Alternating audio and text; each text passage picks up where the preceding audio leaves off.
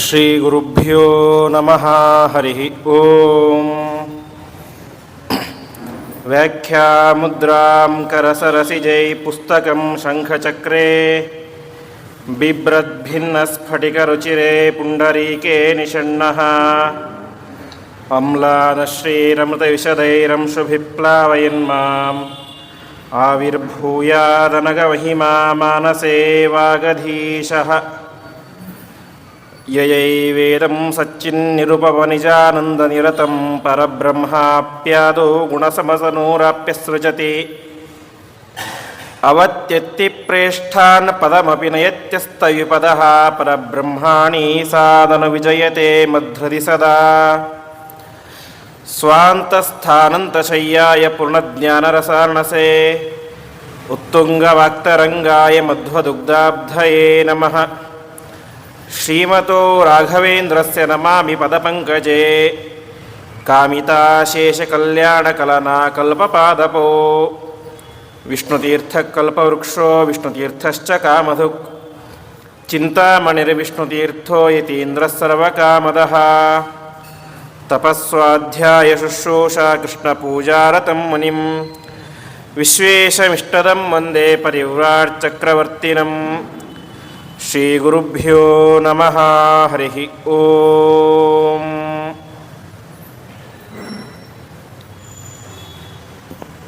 ಇಂದಿನಿಂದ 7 ದಿವಸಗಳ ಕಾಲ ಸಾಕ್ಷಾತ್ ವೇದವ್ಯಾಸರೂಪಿಯಾದಂತಹ ಪರಮಾತ್ಮ ರಚನೆ ಮಾಡಿಕೊಟ್ಟಂತಹ ವಾಯುಪುರಾಣದ ಚಿಂತನೆಯನ್ನು ಯಥಾಮತಿಯಾಗಿ ನಾವೆಲ್ಲರೂ ಕೂಡ ಮಾಡೋಣ. ಆ ಮಾಡುವಂತಹ ಈ ವಾಯುಪುರಾಣದ ಪ್ರವಚನ ಕಾರ್ಯ ನಿರ್ವಿಘ್ನವಾಗಿ ನಡೆಯಲಿ ಅಂತ ಆ ಗಣಪತ್ಯಂತರ್ಗತನಾದಂಥ ವಿಶ್ವಂಭರರೂಪಿ ಪರಮಾತ್ಮನಲ್ಲಿ ನಾವೆಲ್ಲರೂ ಕೂಡ ಭಕ್ತಿಯಿಂದ ಪ್ರಾರ್ಥನೆಯನ್ನು ಮಾಡಿ ಇದನ್ನು ಪ್ರಾರಂಭ ಮಾಡೋಣ.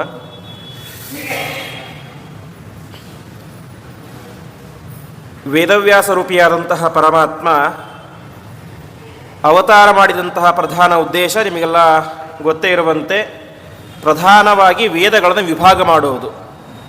ಅಪೌರುಷೇಯವಾದಂತಹ ವೇದ ರಾಶಿ ಅದೆಲ್ಲವೂ ಕೂಡ ಅಸ್ತವ್ಯಸ್ತವಾಗಿ ಹೋಗಿಬಿಟ್ಟಿತ್ತು. 1ನೇ ಮಂತ್ರ ಇಲ್ಲೆಲ್ಲೋ ಇದ್ದರೆ 2ನೇ ಮಂತ್ರ ಇನ್ನೆಲ್ಲೋ ಇರೋದು. ಆ ರೀತಿಯಾಗಿ ವ್ಯಸ್ತವಾದಂತಹ ಏನೋ ಎಲ್ಲ ಕಡೆ ಬಿಡಿಬಿಡಿಯಾಗಿ ಸೇರಿ ಹೋದಂತಹ ಎಲ್ಲ ವೇದಗಳನ್ನು ಕೂಡ ಒಂದು ಕಡೆ ಸಂಗ್ರಹ ಮಾಡಿ ಅದನ್ನು ವಿಭಾಗ ಮಾಡುವುದು. ಇದು ಇಷ್ಟನೇ ಅಧ್ಯಾಯ, ಇದು ಇಷ್ಟನೇ ಮಂತ್ರ, ಇದು ಇಷ್ಟನೇ ಸೂಕ್ತ, ಇದು ಈ ವೇದ, ಇದು ಋಗ್ವೇದ, ಇದು ಯಜುರ್ವೇದ ಅಂತ ವೇದಗಳನ್ನು ವಿಭಾಗ ಮಾಡಿದಂತಹ ಕಾರಣಕ್ಕೆ ಆ ಪರಮಾತ್ಮನಿಗೆ ವೇದವ್ಯಾಸ, ವ್ಯಾಸ ಅಂದರೆ ವಿಭಾಗ ಮಾಡೋದು ಅಂತ. ಆ ರೀತಿಯಾಗಿ ಪರಮಾತ್ಮ ವೇದವ್ಯಾಸ ರೂಪಿಯಾಗಿ ವೇದಗಳನ್ನು ವಿಭಾಗ ಮಾಡಿದರು. ಅಷ್ಟು ಮಾತ್ರ ಮಾಡಲಿಲ್ಲ. ಮಹಾಭಾರತ ವೇದಾದಪಿ ಪರಂಚಕ್ರೇ ಭಾರತಂ ಎಂಬುದಾಗಿ ಹೇಳುವಂತೆ ವೇದಕ್ಕಿಂತಲೂ ಶ್ರೇಷ್ಠವಾದಂತಹ ಆ ಮಹಾಭಾರತ ಎಂಬಂಥ ಗ್ರಂಥವನ್ನು ರಚನೆ ಮಾಡಿಕೊಟ್ಟರು. ಅದು 1,00,000 ಶ್ಲೋಕದಷ್ಟು ವಿಸ್ತಾರವಾದಂತಹ ದೊಡ್ಡ ಗ್ರಂಥ. ಇಷ್ಟು ಮಾತ್ರವಲ್ಲದೆ ಪ್ರಧಾನವಾಗಿ 18 ಪುರಾಣಗಳು, 18 ಪುರಾಣಗಳನ್ನು ರಚನೆ ಮಾಡಿಕೊಟ್ಟರು. ಅದರಲ್ಲಿ ಇವತ್ತು ನಾವು ಪುರಾಣ ಅಂದರೆ ಪ್ರಸಿದ್ಧವಾಗಿ ಎಲ್ಲರೂ ಕೇಳುವುದು ಭಾಗವತ ಎನ್ನುವಂತಹ ಪುರಾಣ. ಉಳಿದದ್ದನ್ನು ಯಾಕೆ ಕೇಳೋದಿಲ್ಲ ಅಂತ ಹೇಳಿದರೆ, ಒಂದು ಉಳಿದ ಎಲ್ಲ ಪುರಾಣಗಳು ಕೂಡ ಸಮಗ್ರವಾಗಿ ಉಪಲಬ್ಧ ಇಲ್ಲ. ಯಾಕೆ ಅಂತ ಹೇಳಿದರೆ ನಮ್ಮ ಹಿಂದಿನ ಪ್ರಾಚೀನರೆಲ್ಲರೂ ಕೂಡ ಭಾಗವತದ ಪಾಠ ಪ್ರವಚನಕ್ಕೆ ಹೆಚ್ಚು ಮಹತ್ವವನ್ನು ಕೊಟ್ಟರು. ಹಾಗಾಗಿ ಅದು ನಮಗೆ ಶುದ್ಧವಾಗಿ ದೊರಕಿತು. ಉಳಿದ ಪುರಾಣಗಳ ಪಾಠ ಪ್ರವಚನಕ್ಕೆ ಅಷ್ಟು ಮಹತ್ವವನ್ನು ಕೊಡಲಿಲ್ಲ. ಹಾಗಾಗಿ ಅದು ನಮಗೆ ಪೂರ್ತಿಯಾಗಿ ಸಿಗಲಿಲ್ಲ. ಇದು ಒಂದು ಉದ್ದೇಶ. ಇನ್ನೊಂದು ಉದ್ದೇಶ, ಭಾಗವತವನ್ನೇ ಯಾಕೆ ಹಿಡಿದರು ಅಂತ ಹೇಳಿದರೆ, ಭಾಗವತದಲ್ಲಿ ಎಷ್ಟು ಸ್ಪಷ್ಟವಾಗಿ ಪರಮಾತ್ಮನ ಮಹತ್ವವನ್ನು ಹೇಳಿದ್ದಾರೋ ಅಷ್ಟು ಸ್ಪಷ್ಟವಾಗಿ ಉಳಿದ ಪುರಾಣಗಳಲ್ಲಿ ಹೇಳಿಲ್ಲ. ಇದು ಒಂದು ಉದ್ದೇಶ. ಇನ್ನೊಂದು ಉದ್ದೇಶ, ಪುರಾಣಾನಾಂ ಸಾರಭೂತಃ ಎಂಬುದಾಗಿ ಭಾಗವತಕ್ಕೆ ಹೇಳ್ತಾರೆ. ಉಳಿದ 17 ಪುರಾಣಗಳ ಸಾರರೂಪವಾದದ್ದು ಭಾಗವತ ಪುರಾಣ. ಹಾಗಾಗಿ ಎಲ್ಲ ಪುರಾಣಗಳ ಅಂಶವೂ ಕೂಡ ಇದರಲ್ಲೇ ಸಿಗುತ್ತೆ ಅನ್ನೋ ಉದ್ದೇಶದಿಂದಾಗಿ ಇದಷ್ಟು ಪ್ರಚಲಿತಕ್ಕೆ ಬಂತು ಭಾಗವತ. ಉಳಿದ ಪುರಾಣಗಳು ಅಷ್ಟು ಬರಲಿಲ್ಲ. ಪ್ರಕೃತ ನಾವು ಆಯ್ದುಕೊಂಡಿರುವಂತಹ ಪುರಾಣ ಅದು ವಾಯುಪುರಾಣ ಎಂಬುದಾಗಿ. ಅನೇಕ ಪುರಾಣಗಳಿದ್ದಾವೆ. ಬ್ರಹ್ಮಾಂಡ ಪುರಾಣ ಅಂತಿದೆ, ವಾಯುಪುರಾಣ, ಅಗ್ನಿಪುರಾಣ, ಕುರುಪುರಾಣ ಅಂತ ಇದೆ. ವೇದವ್ಯಾಸ ದೇವರು ಒಂದೊಂದು ಪುರಾಣಗಳಿಗೆ ಕೂಡ ಒಂದು ಹೆಸರನ್ನು ಕೊಟ್ಟಿದ್ದಾರೆ. ಉದಾಹರಣೆಯಾಗಿ ನಾವು ಗರುಡ ಪುರಾಣ ಅಂತ ಕೇಳ್ತೇವೆ. ಗರುಡ ಪುರಾಣಕ್ಕೆ ಗರುಡ ಪುರಾಣ ಅಂತ ಹೆಸರು ಯಾಕೆ ಬಂತು ಅಂತ ಹೇಳಿದ್ರೆ, ಗರುಡ ಹೇಳಿದ್ದಲ್ಲ, ಗರುಡ ಕೇಳಿಸಿಕೊಂಡಂತಹ ಪುರಾಣ, ಹಾಗಾಗಿ ಅದಕ್ಕೆ ಗರುಡ ಪುರಾಣ ಅಂತ ಹೆಸರು. ಆದರೆ ವಾಯುಪುರಾಣ ಹಾಗಲ್ಲ, ಇದು ಉಲ್ಟ. ವಾಯುದೇವರು ಹೇಳಿದಂತಹ ಪುರಾಣ, ವೈಶಂಪಾಯನರಿಗೆ ವಾಯುದೇವರು ಹೇಳಿದಂತಹ ಪುರಾಣ, ಹಾಗಾಗಿ ಇದಕ್ಕೆ ವಾಯುಪುರಾಣ ಎಂಬುದಾಗಿ ಹೆಸರು ಬರುತ್ತೆ. ಇದರಲ್ಲಿ ವಿಶೇಷವಾಗಿ ಪದ್ಮಪುರಾಣದಲ್ಲಿ ವೇದವ್ಯಾಸ ದೇವರು ಯಾವ ಯಾವ ಪುರಾಣಗಳಲ್ಲಿ ಎಷ್ಟೆಷ್ಟು ಶ್ಲೋಕ ಇದೆ ಅಂತ ಅವರೇ ಸಂಗ್ರಹ ಮಾಡಿಕೊಡ್ತಾರೆ.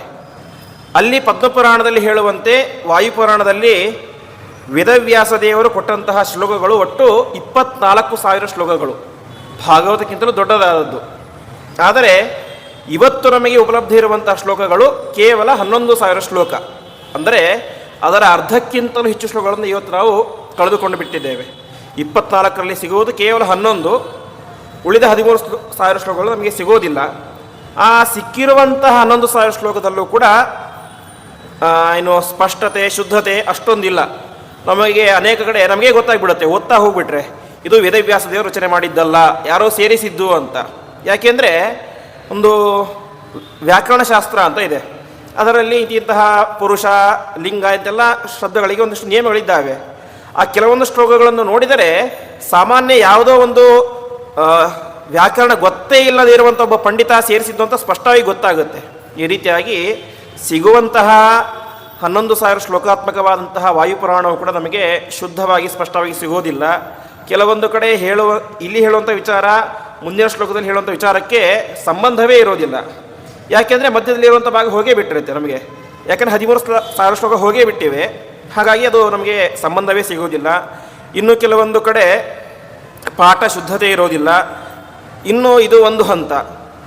ಇನ್ನು ಕೆಲವೊಂದು ಹಂತ ತಮಗೆ ಯಾವುದು ಬೇಡವೋ ಅಂತ ತೆಗೆದು ಬಿಟ್ಟಿರ್ತಾರೆ, ತಮಗೆ ಬೇಕಾದದ್ದನ್ನು ಸೇರಿಸಿ ಬಿಟ್ಟಿರ್ತಾರೆ. ಹೀಗಾಗಿ ವಾಯುಪುರಾಣ ನಮಗೆ ಸಿಗೋದು, ಶುದ್ಧವಾಗಿ ಸಿಗೋದು ತುಂಬ ಕಷ್ಟ. ಹಾಗಂದ ತಕ್ಷಣ ಇದನ್ನು ನಾವು ಅಧ್ಯಯನ ಮಾಡಲೇಬಾರ್ದು ಅಂತ ಹೇಳಲಿಕ್ಕೆ ಬರೋದಿಲ್ಲ. ಯಾಕೆಂದರೆ ಪುರಾಣಗಳನ್ನು ಯಾವ ರೀತಿಯಾಗಿ ಅಧ್ಯಯನ ಮಾಡಬೇಕು ಅಂತ ಮಧ್ವಾಚಾರ್ಯ ನಮಗೆ ಒಂದು ದಿಕ್ಸೂಚಿಯನ್ನು ತೋರಿಸಿದ್ದಾರೆ. ಒಂದು ಭಾಗವತ ತಾತ್ಪರ್ಯ, ಅದೇ ರೀತಿಯಾಗಿ ಇನ್ನೊಂದು ಮಹಾಭಾರತ ತಾತ್ಪರ್ಯ. ಈ ಎರಡು ಗ್ರಂಥಗಳಲ್ಲಿಯೂ ಕೂಡ ಆಚಾರ್ಯರು ತಾವು ಯಾವ ರೀತಿಯಾಗಿ ಪುರಾಣಗಳನ್ನು, ಅದೇ ರೀತಿ ಇತಿಹಾಸಗಳನ್ನು ಅಧ್ಯಯನ ಮಾಡಬೇಕು, ಹರಿಸರ್ವೋತ್ತಮತ್ವ ವಾಯು ಜೀವೋತ್ತಮತ್ವಕ್ಕೆ ಧಕ್ಕೆ ಬಾರದಂತೆ ಯಾವ ರೀತಿಯಾಗಿ ಅದನ್ನು ಪ್ರಸಂಗಗಳನ್ನು ಅರ್ಥ ಮಾಡಿಕೊಳ್ಳಬೇಕು ಎಂಬುದನ್ನು ತೋರಿಸಿಕೊಟ್ಟಿದ್ದಾರೆ.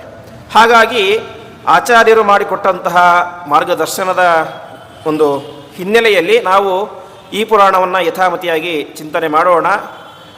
ಇದಕ್ಕೆ 3 ರೀತಿ ಹೆಸರಿದೆ. ಒಂದು ವಾಯುಪುರಾಣ, ಇನ್ನೊಂದು ವಾಯವೀಯ ಪುರಾಣ, ಇನ್ನೊಂದು ವಾಯುಪ್ರೋಕ್ತ ಅಂತ 3 ರೀತಿ ಹೆಸರಿದೆ. ಅದೆಲ್ಲ ವಾಯುದೇವರಿಗೆ ಸಂಬಂಧಪಟ್ಟಂತಹ ಪುರಾಣಗಳು ಅಂತ ಕಾರಣಕ್ಕೆ ಆ ರೀತಿ ಹೆಸರು ಬಂದಿದೆ.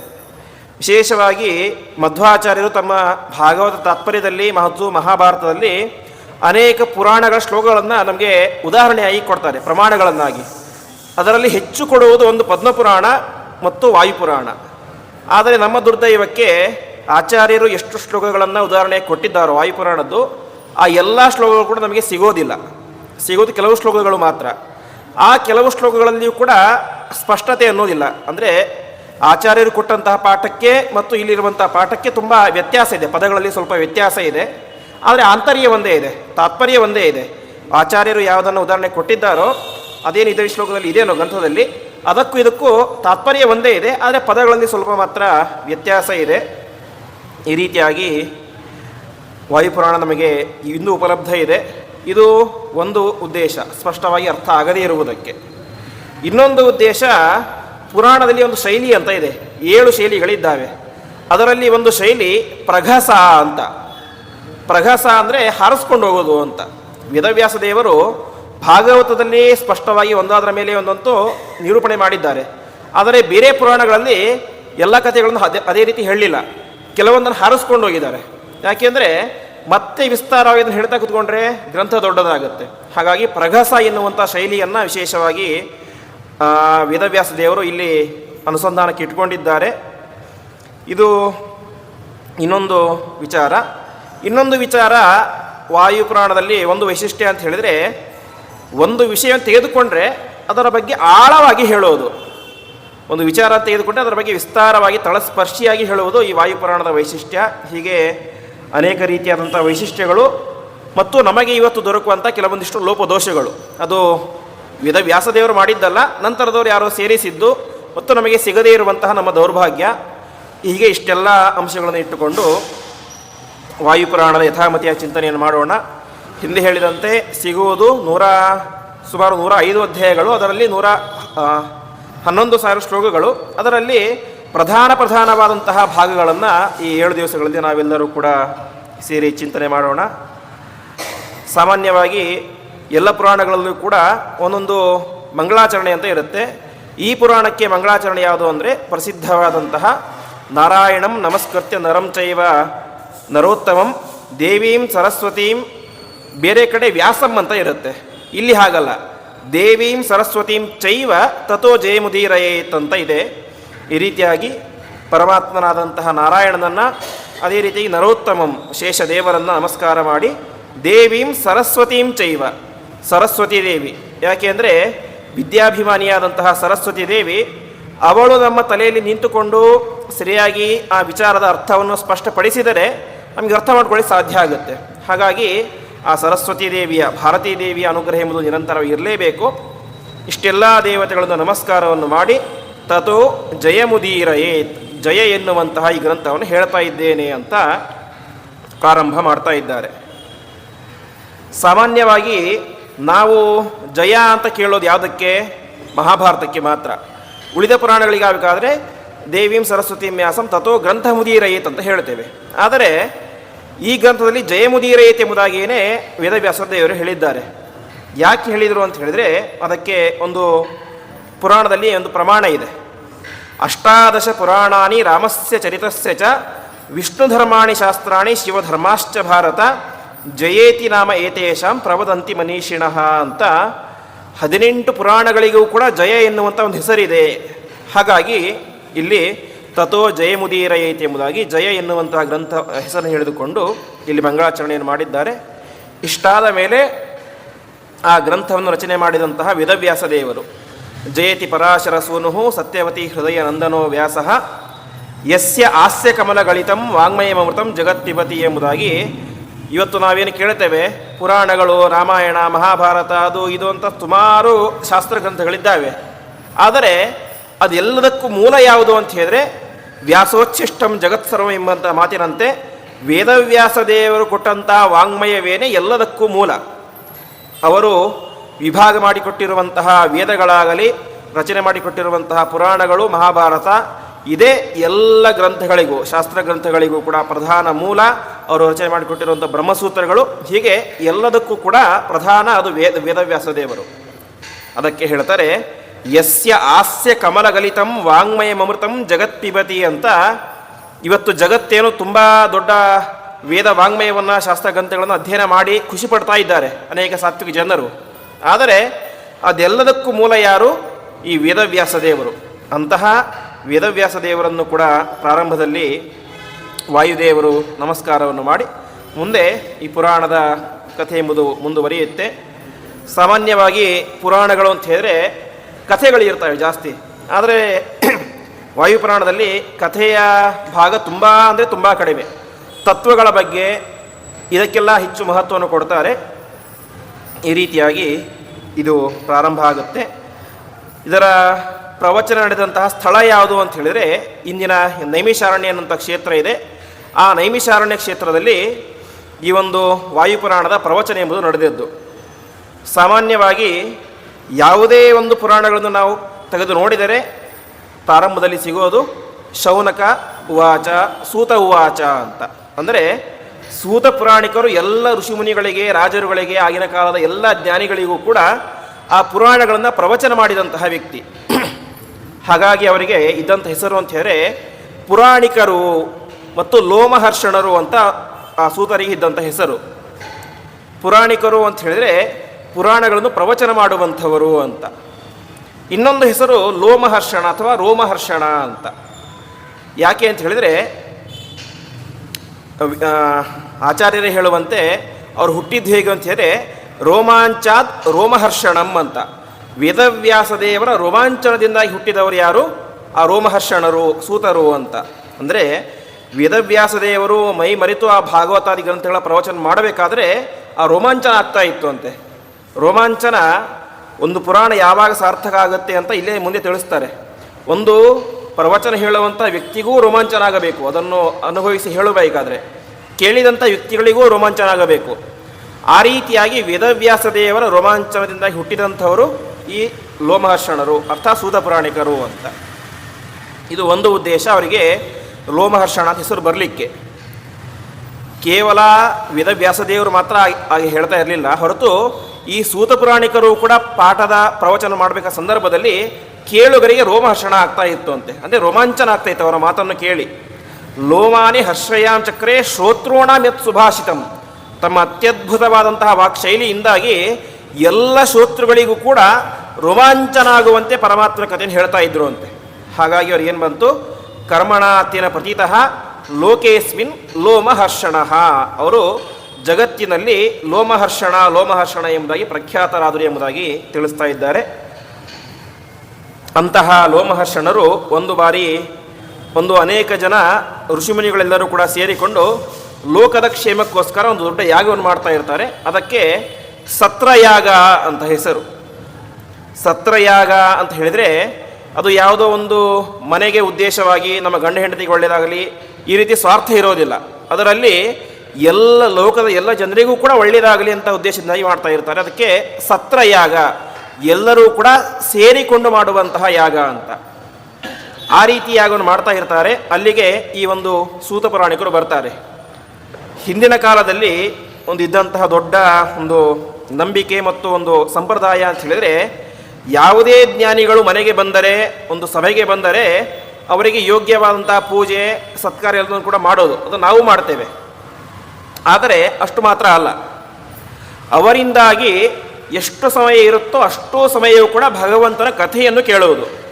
ಆ ಜ್ಞಾನಿಗಳಿಗೆ ನಾವು ಸಲ್ಲಿಸುವಂತಹ ಅರ್ಘ್ಯಾಪಾದ್ಯ ಇತ್ಯಾದಿ ಏನು ಕೊಡ್ತೇವೋ ಅದು ಸ್ವೀಕಾರ ಮಾಡ್ತಾರೆ. ಆದರೆ ಅದರ ತೃಪ್ತಿ ಕೂಡ ಆಗುತ್ತೆ ಅವರಿಗೆ. ಆದರೆ ಪರಿಪೂರ್ಣವಾದಂಥ ತೃಪ್ತಿ, ಒಂದು ಮಾನಸಿಕವಾದ ತೃಪ್ತಿ ಯಾವಾಗ ಆಗುತ್ತೆ ಅಂತ ಹೇಳಿ ನಾವು ಕೊಟ್ಟಂಥ ದಕ್ಷಿಣ ಇತ್ಯಾದಿಗಳಿಂದ ಆಗೋದಿಲ್ಲ ಅಂತೆ. ಹೊರತು ತಾವು ತಿಳಿದುಕೊಂಡದ್ದನ್ನು 4 ಜನರಿಗೆ ಹೇಳಿದರೆ ಅದರಿಂದ ಅವರಿಗೆ ತೃಪ್ತಿ ಆಗುತ್ತೆ. ಹಾಗಾಗಿ ಎಲ್ಲಿಯೇ ಯಾರೇ ಜ್ಞಾನಿಗಳು ಬರಲಿ ಅವರಿಂದಾಗಿ ಪರಮಾತ್ಮನ ಕಥೆಯನ್ನು ಕೇಳೋದು ಹಿಂದಿನ ಜ್ಞಾನಿಗಳ ಒಂದು ಸಂಪ್ರದಾಯ. ಇದು ಬೇರೆ ಯಾರೋ ಸಾಮಾನ್ಯ ಜ್ಞಾನಿಗಳು ಬಂದರೆ ಕೇಳ್ತಾ ಇದ್ದರು.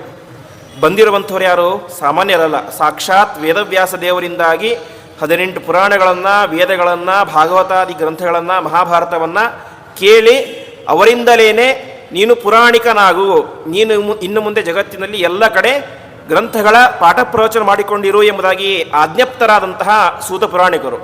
ಹಾಗಾಗಿ ಅಂಥವ್ರು ಬಂದಾಗ ಸುಮ್ಮನೆ ಏನೋ 1 ಗಂಟೆ 2 ಗಂಟೆ ಕೇಳಿ ಬಿಡೋದಲ್ಲ, ಎಷ್ಟು ದಿವಸ ಅವರಲ್ಲಿ ಇರ್ತಾರೋ ಅಷ್ಟೂ ದಿವಸ ಸಮಯ ಪೂರ್ತಿ ಅವರಿಂದ ಕೇಳಬೇಕು ಅನ್ನೋದು ಹಿಂದೆ ಕಾಲದಿದ್ದಂತಹ ಒಂದು ಸಂಪ್ರದಾಯ. ಆ ರೀತಿಯಾಗಿ ಆ ಸೂತ ಪುರಾಣಿಕರು ಬಂದಾಗ ಎಲ್ಲರೂ ಕೂಡ ವಿಶೇಷವಾಗಿ ಹೋಗಿ ಪ್ರಾರ್ಥನೆ ಮಾಡ್ತಾರೆ ಅಂತೆ. ಏನು ಅಂತ ಹೇಳಿದ್ರೆ, ತ್ವಯಾ ಸೂತ ಮಹಾಬುದ್ಧಿ ಭಗವಾನ್ ಬ್ರಹ್ಮವಿತ್ತಮಃ ಇತಿಹಾಸ ಪುರಾರ್ಥಂ ವ್ಯಾಸ ಸಮ್ಯಗುಪಾಸಿತ ಅಂತ. ನೀವು ವೇದವ್ಯಾಸ ದೇವರ ಹತ್ತಿರ ಎಲ್ಲ ಪುರಾಣಗಳನ್ನು, ಮಹಾಭಾರತ ಕೇಳಿದ್ದೀರಿ. ಕೇಳೋದು ಅಂತ ಹೇಳಿ ನಿಮ್ಮ ಥರ ಸುಮ್ಮನೆ ಹೋಗಿ ಪಾಠ ಕೇಳೋದು ವಾಪಸ್ ಬಂದ್ಬಿಡೋದಲ್ಲ. ಸಮ್ಯಗುಪಾಸಿತ, ಚೆನ್ನಾಗಿ ಅವರ ಸೇವೆಯನ್ನು ಮಾಡಿ ಅಧ್ಯಯನ ಮಾಡಿದ್ದೀರಿ ಅಂತ ಹೇಳ್ತಾರೆ. ಆಚಾರ್ಯರು ತಾತ್ಪರ್ಯ ನಿರ್ಣಯದಲ್ಲಿ ಒಂದು ಮಾತನ್ನು ಹೇಳ್ತಾರೆ ಮೊದಲನೇ ಅಧ್ಯಾಯದಲ್ಲಿ. ಯಾರಿಗೆ ಗುರುಗಳು ಹೇಳಿದಂತಹ ವಿದ್ಯೆ ಅದು ಫಲವನ್ನು ಕೊಡುತ್ತೆ, ಸತ್ಯಂಭವತಿ ಅಂತ ಹೇಳ್ತಾರೆ. ಸತ್ಯ ಅಂತ ಹೇಳಿದರೆ ಕೇವಲ ಅರ್ಥ ಆಗೋದಲ್ಲ, ಅದರಿಂದಾಗಿ ಕೊನೆಯ ಫಲ ಯಾವುದು, ಅದು ಮೋಕ್ಷ. ಅದು ಸಿಗಬೇಕು ಅಂತ ಹೇಳಿದರೆ ಸುಮ್ಮನೆ ಅಧ್ಯಯನ ಮಾಡಿದರೆ ಅದು ನಮಗೆ ಆಗೋದಿಲ್ಲ ಅಂತೆ. ಅಧ್ಯಯನ ಮಾಡಿದರೆ ಅರ್ಥ ಆಗಬಹುದು, ಜ್ಞಾನ ಬರಬಹುದು, ಆದರೆ ಜ್ಞಾನ ಫಲ ಕೊಡೋದಿಲ್ಲ. ಯಾವಾಗ ಕೊಡುತ್ತೆ ಅಂತ ಹೇಳಿದ್ರೆ ಅತಿ ಪ್ರಸನ್ನ ಹೃದಯ ಎಂಬುದಾಗಿ ಹೇಳ್ತಾರೆ ಆಚಾರ್ಯರು. ಗುರುಗಳು ಪ್ರಸನ್ನರಾಗಿ ಅವರಿಗೆ ಅನುಗ್ರಹವನ್ನು ಮಾಡಿದರೆ ಆವಾಗ ಆಗುತ್ತೆ ಅಂತ. ಆ ರೀತಿಯಾಗಿ ಗುರುಗಳು ಪ್ರಸನ್ನರಾಗಬೇಕು ಅಂತ ಹೇಳಿದರೆ ಗುರುಗಳ ಸೇವೆಯನ್ನು ಚೆನ್ನಾಗಿ ಮಾಡಿರಬೇಕು. ತಸ್ಯೈತೆ ಕಥಿತಾಖ್ಯರ್ಥ ಎಂಬುದಾಗಿ ಆಚಾರ್ಯರು ಹೇಳುವಂತೆ ಅಂತಹ ಶಿಷ್ಯನಿಗೆ ಗುರುಗಳು ಹೇಳಿದಂತಹ ವಿದ್ಯೆಯೂ ಫಲವನ್ನು ಕೊಡುತ್ತೆ, ಅದು ಚೆನ್ನಾಗಿ ಅರ್ಥ ಆಗುತ್ತೆ. ಅಷ್ಟು ಮಾತ್ರ ಅಲ್ಲ, ತಸ್ಯೈತೆ ಅಕಥಿತಾಹ ಅರ್ಥಃ ಪ್ರಕಾಶಂತೆ ಮಹಾತ್ಮನಃ ಎಂಬುದಾಗಿ ಹೇಳ್ತಾರೆ. ಗುರುಗಳು ಹೇಳದೇ ಇರುವಂತಹ ಅರ್ಥಗಳು ಕೂಡ ಅವನಿಗೆ ಪ್ರತಿಭಾಸ ಸ್ಫುರಣೆಯಾಗುತ್ತೆ ಅಂತೆ. ಯಾಕೆ? ಆ ಗುರುಗಳ ಸೇವೆಯ ಪರಿಣಾಮ ಅಂತ. ಆ ರೀತಿಯಾಗಿ ವ್ಯಾಸ ಸಮ್ಯಗುಪಾಸಿತ, ನೀವು ವೇದವ್ಯಾಸ ದೇವರನ್ನು ಚೆನ್ನಾಗಿ ಸೇವೆಯನ್ನು ಮಾಡಿ ಅವರಿಂದಾಗಿ ಎಲ್ಲ ವಿದ್ಯೆಗಳನ್ನು ಕೂಡ ಕಲಿತಿದ್ದೀರಿ. ಹಾಗಾಗಿ ಇಲ್ಲಿ ಇರುವಂತಹ ಋಷಿಗಳಿಗೆ ಎರಡು ರೀತಿ ಆಸೆಯಾಗಿದೆ ಅಂತ. ಏನು ಆಸೆ? ಒಂದು, ನಿಮ್ಮಿಂದಾಗಿ ಪುರಾಣಗಳನ್ನು ಕೇಳಬೇಕು, ಅದು ಸಹಜವಾಗಿ ಎಲ್ಲರಿಗೂ ಇರುವಂತಹ ಆಸೆ. ಸೂತರು ಬಂದರು ಅಂತ ಹೇಳಿ ಅವರಿಂದ ಪುರಾಣ ಕೇಳಬೇಕು ಅಂತ. ಇನ್ನೊಂದು ಆಸೆ, ಸರ್ವೇ ಹೀಮೆ ಮಹಾತ್ಮಾನಃ ನಾನಾ ಗೋತ್ರಾಹ ಸಮಾಗತಃ ಸ್ವಾನ್ ಸ್ವಾನ್ ವಂಶಾನ್ ಪುರಾಣೇಸ್ತು ಶೃಣುಯು ಬ್ರಹ್ಮವಾದಿನಃ ಅಂತ. ಇಲ್ಲಿ ನೆರೆದಂತಹ ಋಷಿಗಳು, ಜ್ಞಾನಿಗಳು, ಮಹಾರಾಜರೆಲ್ಲರೂ ಕೂಡ ದೊಡ್ಡ ದೊಡ್ಡ ವಂಶದಲ್ಲಿ ಬಂದಂಥವರು, ದೊಡ್ಡ ದೊಡ್ಡ ಋಷಿಗಳ ಗೋತ್ರದಲ್ಲಿ ಬಂದಂಥವರು. ಆದರೆ ಅವರೆಲ್ಲರಿಗೂ ಕೂಡ ತಮ್ಮ ತಮ್ಮ ವಂಶದ ಮೂಲ ಗೊತ್ತಿಲ್ಲ. ನಮಗೆಲ್ಲ ಹಾಗೆ ಅಲ್ವಾ? ನಮಗೆ ಯಾರಿಗೆ ಗೊತ್ತಿರ್ತಾರೆ? ತಂದೆ ಗೊತ್ತಿರ್ತಾರೆ, ತಾಯಿ ಗೊತ್ತಿರ್ತಾರೆ, ಅಜ್ಜ ಮುತ್ತಜ್ಜ, ಜಾಸ್ತಿ ಅಂದರೆ ಮರಿ ಮುತ್ತಜ್ಜ.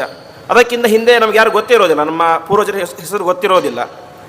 ಅದು ಕೂಡ ಅದೇ ಸಮಸ್ಯೆ ಆಗಿತ್ತು. ಅವರೆಲ್ಲರಿಗೂ ಕೂಡ ತಮ್ಮ ವಂಶದ ಪರಿಪೂರ್ಣವಾದಂಥ ಇತಿಹಾಸ ಗೊತ್ತಿಲ್ಲ. ನಮಗಿಂತ ಹೆಚ್ಚು ಗೊತ್ತಿರುತ್ತೆ, ಆದರೆ ಪೂರ್ಣ ಇತಿಹಾಸ ಗೊತ್ತಿಲ್ಲ. ಹಾಗಾಗಿ ನಾವೆಲ್ಲರೂ ಕೂಡ ಸೇರಿ ಪ್ರಾರ್ಥನೆ ಮಾಡ್ತಾ ಇದ್ದೇವೆ. ನೀವು ಸೂತರು ವೇದವ್ಯಾಸ ದೇವರಿಂದಾಗಿ ಎಲ್ಲವನ್ನು ಕೂಡ ಉಪದೇಶ ಪಡೆದಿದ್ದೀರಿ. ಹಾಗಾಗಿ ನೀವು ದಯವಿಟ್ಟು ನಮಗೆ ನಮ್ಮ ಎಲ್ಲ ವಂಶದ ಇತಿಹಾಸವನ್ನು, ಋಷಿಗಳ ಚರಿತ್ರೆಯನ್ನು, ಅದೇ ರೀತಿಯಾಗಿ ಪರಮಾತ್ಮನ ಮಹಿಮೆಯನ್ನು ಎಲ್ಲವನ್ನು ಕೂಡ ನಮಗೆ ಉಪದೇಶ ಮಾಡಿ ಅನುಗ್ರಹ ಮಾಡಬೇಕು ಎಂಬುದಾಗಿ ಎಲ್ಲ ಋಷಿಗಳು ಕೂಡ ಸೇರಿ ಪ್ರಾರ್ಥನೆ ಮಾಡಿದಾಗ, ವಿಶೇಷವಾಗಿ ಸೂತ ಪುರಾಣಿಕರು ತಾವೇನು ಮಾಡ್ತಾರೆ, ತಮಗೆ ಉಪದೇಶ ಮಾಡಿದಂತಹ ಪರಮಾತ್ಮ, ವೇದವ್ಯಾಸರೂಪಿಯಾದಂತಹ ಪರಮಾತ್ಮ ಅವರಿಗೆ ನಮಸ್ಕಾರವನ್ನು ಮಾಡಿ ಈ ವಾಯುಪುರಾಣದ ಉಪದೇಶವನ್ನು ಅವರಿಗೆ ಮಾಡಲಿಕ್ಕೆ ಶುರು ಮಾಡ್ತಾರೆ. ಉಪದೇಶ ಮಾಡಬೇಕಾದರೆ ವೇದವ್ಯಾಸ ದೇವರು ಯಾವ ರೀತಿಯಾಗಿ ಅವತಾರ ಮಾಡಿದರು ಅಂತ. ಯಾಕೆಂದರೆ ಇದಕ್ಕೂ ನಾವು ಮತ್ತೆ ತಾತ್ಪರ್ಯಕ್ಕೆ ಹೋಗಬೇಕು. ಆಚಾರ್ಯರು ಸ್ಪಷ್ಟವಾಗಿ ಹೇಳ್ತಾರೆ, ಗುರುಗಳು ಅಂತ ಹೇಳಿ ನಮಗೆ ಒಂದು ವೇಳೆ ಶಕ್ತಿ ಸಾಮರ್ಥ್ಯವಿದ್ದರೆ ಅವರ ಯೋಗ್ಯತೆಯನ್ನು ತಿಳಿದುಕೊಂಡು ಅವರ ಹತ್ತಿರ ನಾವು ಭಕ್ತಿ ಮಾಡಬೇಕು ಅಂತ. ಯಾಕೆಂದರೆ ಯೋಗ್ಯತೆ ಗೊತ್ತಾದಾಗ ಆಗುವಂಥ ಭಕ್ತಿಯ ಪರಾಕಾಷ್ಠೆ ಬೇರೆ ಏನೇ. ಅದು ಸುಮ್ಮನೆ ಪಾಠ ಹೇಳ್ತಿದ್ದಾರೆ ಗುರುಗಳು, ಸರಿ ಭಕ್ತಿ ಇದ್ದೇ ಇರುತ್ತೆ. ಆದರೆ ಅವರು ಇಂತಹ ದೇವಾಂಶ ಸಂಭೂತರೊಂದು ಗೊತ್ತಾದಾಗ ವಿಶಿಷ್ಟವಾದ ಭಕ್ತಿ ಬರುತ್ತೆ. ಇದು ಪಾಠ ಹೇಳುವಂಥ ಗುರುಗಳಲ್ಲಿ. ಇನ್ನೊಂದು, ಯಾವುದೇ ಗ್ರಂಥವನ್ನು ನಾವು ಇವತ್ತು ಅಧ್ಯಯನ ಮಾಡಲಿ, ಆ ಗ್ರಂಥಕಾರರ ಸ್ವರೂಪವನ್ನು ತಿಳಿದುಕೊಂಡಾಗ ಒಂದು ಅವರ ಅನುಗ್ರಹ ಆಗುತ್ತೆ. ಅವರ ಅನುಗ್ರಹ ಅಂತ ಹೇಳಿದ್ರೆ ಬೇರೆ ಏನೋ ಅಲ್ಲ, ಆ ಗ್ರಂಥದ ಜ್ಞಾನ ನಮಗೆ ಸರಿಯಾಗಿ ಬರುತ್ತೆ. ಹಾಗಾಗಿ ಆ ಗ್ರಂಥಕಾರರ ಸ್ವರೂಪವನ್ನು ಅವಶ್ಯವಾಗಿ ತಿಳಿಯಲೇಬೇಕು ಎಂಬುದಾಗಿ ಶಾಸ್ತ್ರ ವಿಧಾನ ಮಾಡುತ್ತೆ. ಆ ರೀತಿಯಾಗಿ ಗ್ರಂಥವನ್ನು ರಚನೆ ಮಾಡಿದವರು ಯಾರು? ಸಾಕ್ಷಾತ್ ವೇದವ್ಯಾಸ ರೂಪಿಯಾದಂತಹ ಪರಮಾತ್ಮ. ಅವರ ಜನನ ಹೇಗಾಯಿತು ಅಂತ ಸಂಕ್ಷಿಪ್ತವಾಗಿ ಹೇಳ್ತಾರೆ. ಪಿತೃಣ ಮಾನಸೀ ಕನ್ಯಾ ವಾಸವಿ ಸಮೋಪದ್ಯತ ಅಪಧ್ಯಾತಾಚ ಪಿತೃಭಿ ಮತ್ಸ್ಯಯೋನೋ ಬಭೂವಸ ಅಂತ ವಿಶೇಷವಾಗಿ ಇದರ ಬಗ್ಗೆ ಹರಿವಂಶದಲ್ಲಿ ಬರುತ್ತೆ. ಹರಿವಂಶದಲ್ಲಿ 7 ಜನ ಪಿತೃಗಳು, ಬರೀಶ್ವಾತ್ತ ಮುಂತಾದಂತಹ 7 ಜನ ಪಿತೃಗಳು. ಅವರಲ್ಲಿ ಒಂದು ಪಿತೃಗಳ ಮಾನಸ ಕನ್ಯೆ. ಇವತ್ತೇನು 7 ಜನ ಪಿತೃಗಳು ಅಂತ ಇದ್ದಾರೆ, ಪಿತೃದೇವತೆಗಳ ಗಣ, ಅವರು ಯಾರಿಗೂ ಕೂಡ ಏನಾಗಿಲ್ಲ, ಮದುವೆಯಾಗಿಲ್ಲ, ಯಾರಿಗೂ ಮದುವೆಯಾಗಿಲ್ಲ. ಆದರೆ ಆ 7 ಗಣಗಳಿಗೂ ಕೂಡ ಒಬ್ಬೊಬ್ಬಳು ಮಗಳು ಹುಟ್ಟಿದ್ದಾರೆ. ಮದುವೆಯಾಗಿಲ್ಲ, ಆದರೆ ಕನ್ಯೆ ಜನನಾಗಿದ್ದಾಳೆ. ಹೇಗೆ ಅಂತ ಹೇಳಿದರೆ ಅವರೆಲ್ಲರೂ ಕೂಡ 7 ಜನರು ಕೂಡ ಮಾನಸ ಕನ್ಯೆಯರು. ಹೇಗೆ ಬ್ರಹ್ಮದೇವರ ಮನಸ್ಸಿನಿಂದಾಗಿ ನಾರದರು ಹುಟ್ಟಿದರು, ಅದೇ ರೀತಿಯಾಗಿ ಆ ಪಿತೃಗಳ ಮನಸ್ಸಿನಿಂದಾಗಿ ಹುಟ್ಟಿದಂಥವರು ಒಬ್ಬೊಬ್ಬರು ಹೆಣ್ಣು ಮಗಳು. ಅದರಲ್ಲಿ ಒಬ್ಬಳು ವಾಸವಿ ಅಂತ ಒಬ್ಬ ಪಿತೃದೇವತೆಗಳ ಮಗಳು.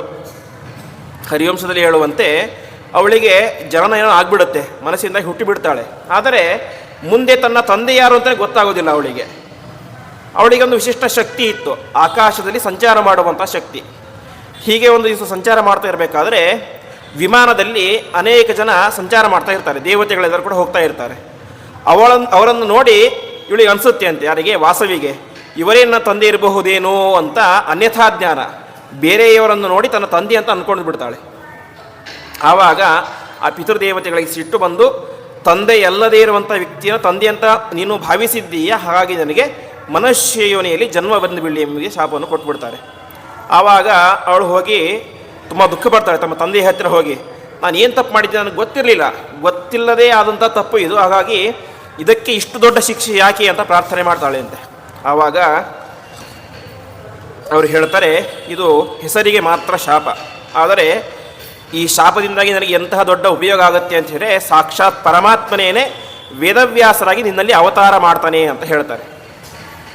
ಈ ರೀತಿಯಾಗಿ ಅವಳಲ್ಲೇನೆ ಮುಂದೆ ಸತ್ಯವತಿಯಾಗಿ ಹುಡ್ತಾಳೆ ಅವಳು. ಅಂತಹ ಅವಳಲ್ಲಿ ಮುಂದೆ ವೇದವ್ಯಾಸ ರೂಪಿಯಂತಹ ಪರಮಾತ್ಮ ತಾನು ಬಾದರಾಯಣ ಎನ್ನುವ ಹೆಸರಿನಿಂದಾಗಿ ದ್ವೈಪಾಯನ ಎಂಬ ಹೆಸರಿನಿಂದಾಗಿ ಅವತಾರವನ್ನು ಮಾಡ್ತಾರೆ. ಈ ರೀತಿಯಾಗಿ ವೇದವ್ಯಾಸ ದೇವರೇನೆ ವ್ಯಾಸ ವೇದವಿದಾಂ ವರಹ ಅಂತ. ವೇದವ್ಯಾಸ ದೇವರು ಎಲ್ಲ ವೇದಗಳನ್ನು ವಿಭಾಗ ಮಾಡಿ ಕೊಟ್ಟಿದ್ದಾರೆ ಅಂತ ತಕ್ಷಣ ಅದರ ಅರ್ಥ ಎಲ್ರಿಗೂ ಆಗೋದಿಲ್ಲ. ಮತ್ತು ವೇದದ ಅರ್ಥವನ್ನು ತಿಳಿದಂತಹ ವ್ಯಕ್ತಿ ಯಾರು ಅಂತ ಹೇಳಿದ್ರೆ ಪರಮಾತ್ಮನೊಬ್ಬನೇ. ವೇದೈಶ್ಚ ಸರ್ವೇ ರಹಮೇವ ವೇದ್ಯ ವೇದಾಂತಕೃತ ವೇದ ವಿದೇವ ಚಾಹಂ. ನನಗಿಂತ ವೇದಗಳನ್ನು ತಿಳಿದಂತಹ ವ್ಯಕ್ತಿ ಇನ್ನೊಬ್ಬರು ಯಾರೂ ಇಲ್ಲ ಅಂತ ಗೀತೆಯಲ್ಲೂ ಪರಮಾತ್ಮ ಹೇಳ್ತಾನೆ. ಹಾಗಾಗಿ ಅವರು ಸೂತ ಪುರಾಣಿಕರು ಹೇಳ್ತಾ ಇದ್ದಾರೆ, ವೇದ ವಿದಾಂ ವರಹ, ವೇದವನ್ನು ತಿಳಿದಂಥವ್ರಲ್ಲಿ ಅತ್ಯಂತ ಶ್ರೇಷ್ಠರಾದಂಥವರು ವೇದವ್ಯಾಸ ದೇವರು ಅಂತ. ಇಷ್ಟಾದ ಮೇಲೆ ಪರಮಾತ್ಮನ ಸ್ವರೂಪವನ್ನು ಸ್ವಲ್ಪ ಸಂಕ್ಷಿಪ್ತವಾಗಿ ತಿಳಿಸ್ತಾರೆ. ಕೆಲವೊಬ್ಬರು ವೇದವ್ಯಾಸರು ಅಂತ ಹೇಳಿ ಯಾವುದೋ ಒಬ್ಬ ಕಶ್ಚನ ಋಷಿಹಿ ಅಂತ ಹೇಳ್ತಾರೆ, ಯಾರೊಬ್ಬ ಋಷಿಗಳು ಅಂತ. ಅದಕ್ಕೆ ಸೂತರು ಹೇಳ್ತಾರೆ, ಅವ್ರು ಯಾರೋ ಒಬ್ಬ ಸಾಮಾನ್ಯ ಋಷಿಗಳಲ್ಲ, ಪುರುಷಾಯ ಪುರಾಣಾಯ, ಅವನು ಅನಾದಿಯಾದಂತಹ ಪುರುಷ. ನಮಗೆಲ್ಲರಿಗೂ ಕೂಡ ಹುಟ್ಟಿದೆ ಸಾವು ಅಂತ ಇದೆ, ಅವರಿಗೆ ಹುಟ್ಟು ಸಾವು ಇಲ್ಲದೇ ಇರುವಂತಹ ಪುರುಷಾಯ ಪ್ರವರ್ತಿನೆ, ಆದಿ ಪುರುಷನಾದಂತಹ. ಹಾಗಾದರೆ ನಮಗೆ ಮನುಷ್ಯ ರೂಪದಿಂದ ಕಾಣಿಸ್ತಾ ಇದ್ದಾನೆ. ಅದ್ಯಾಕೆ ಅಂತ ಹೇಳಿದ್ರೆ ಮಾನುಷ ಛದ್ಮರೂಪಾಯ ಅಂತ.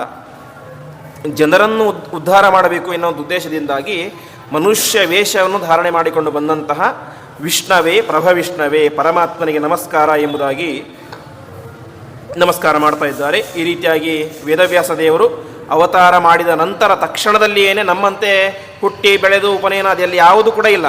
ಅವತಾರ ಮಾಡಿದ ತಕ್ಷಣವೇ ವೇದ ವಿಭಾಗ ಪುರಾಣಾದಿಗಳನ್ನು ರಚನೆ ಎಲ್ಲವನ್ನು ಕೂಡ ಮಾಡ್ತಾರೆ. ಇದೇ ವಿಚಾರವನ್ನು ನಾವು ಇದರಲ್ಲಿ ಕೇಳ್ತೇವೆ ವಾಮನ ದೇವರ ಚರಿತ್ರೆಯಲ್ಲಿ. ವಾಮನದೇವ ಹುಟ್ಟಿದ ತಕ್ಷಣ ಬೆಳೆದು ಬಿಟ್ಟರು, ಉಪನಯನ ಆಯಿತು, ಎಲ್ಲ ಆಯಿತು, ಬಲಿಚಕ್ರವರ್ತಿ ಕಡೆ ಹೋದರು, ತ್ರಿವಿಕ್ರಮನಾಗಿ ಬೆಳೆದರು, ನಿಗ್ರಹ ಮಾಡಿದರು ಅಂತ. ಈ ರೀತಿಯಾಗಿ ಪರಮಾತ್ಮ ಮನುಷ್ಯನಾಗಿ ಹುಟ್ಟಿದ್ದಾನೆ ಅಂತ ತಕ್ಷಣ ಮನುಷ್ಯ ಕ್ರಿಯೆಯನ್ನೇ ಎಲ್ಲ ಕಡೆ ಮಾಡೋದಿಲ್ಲ.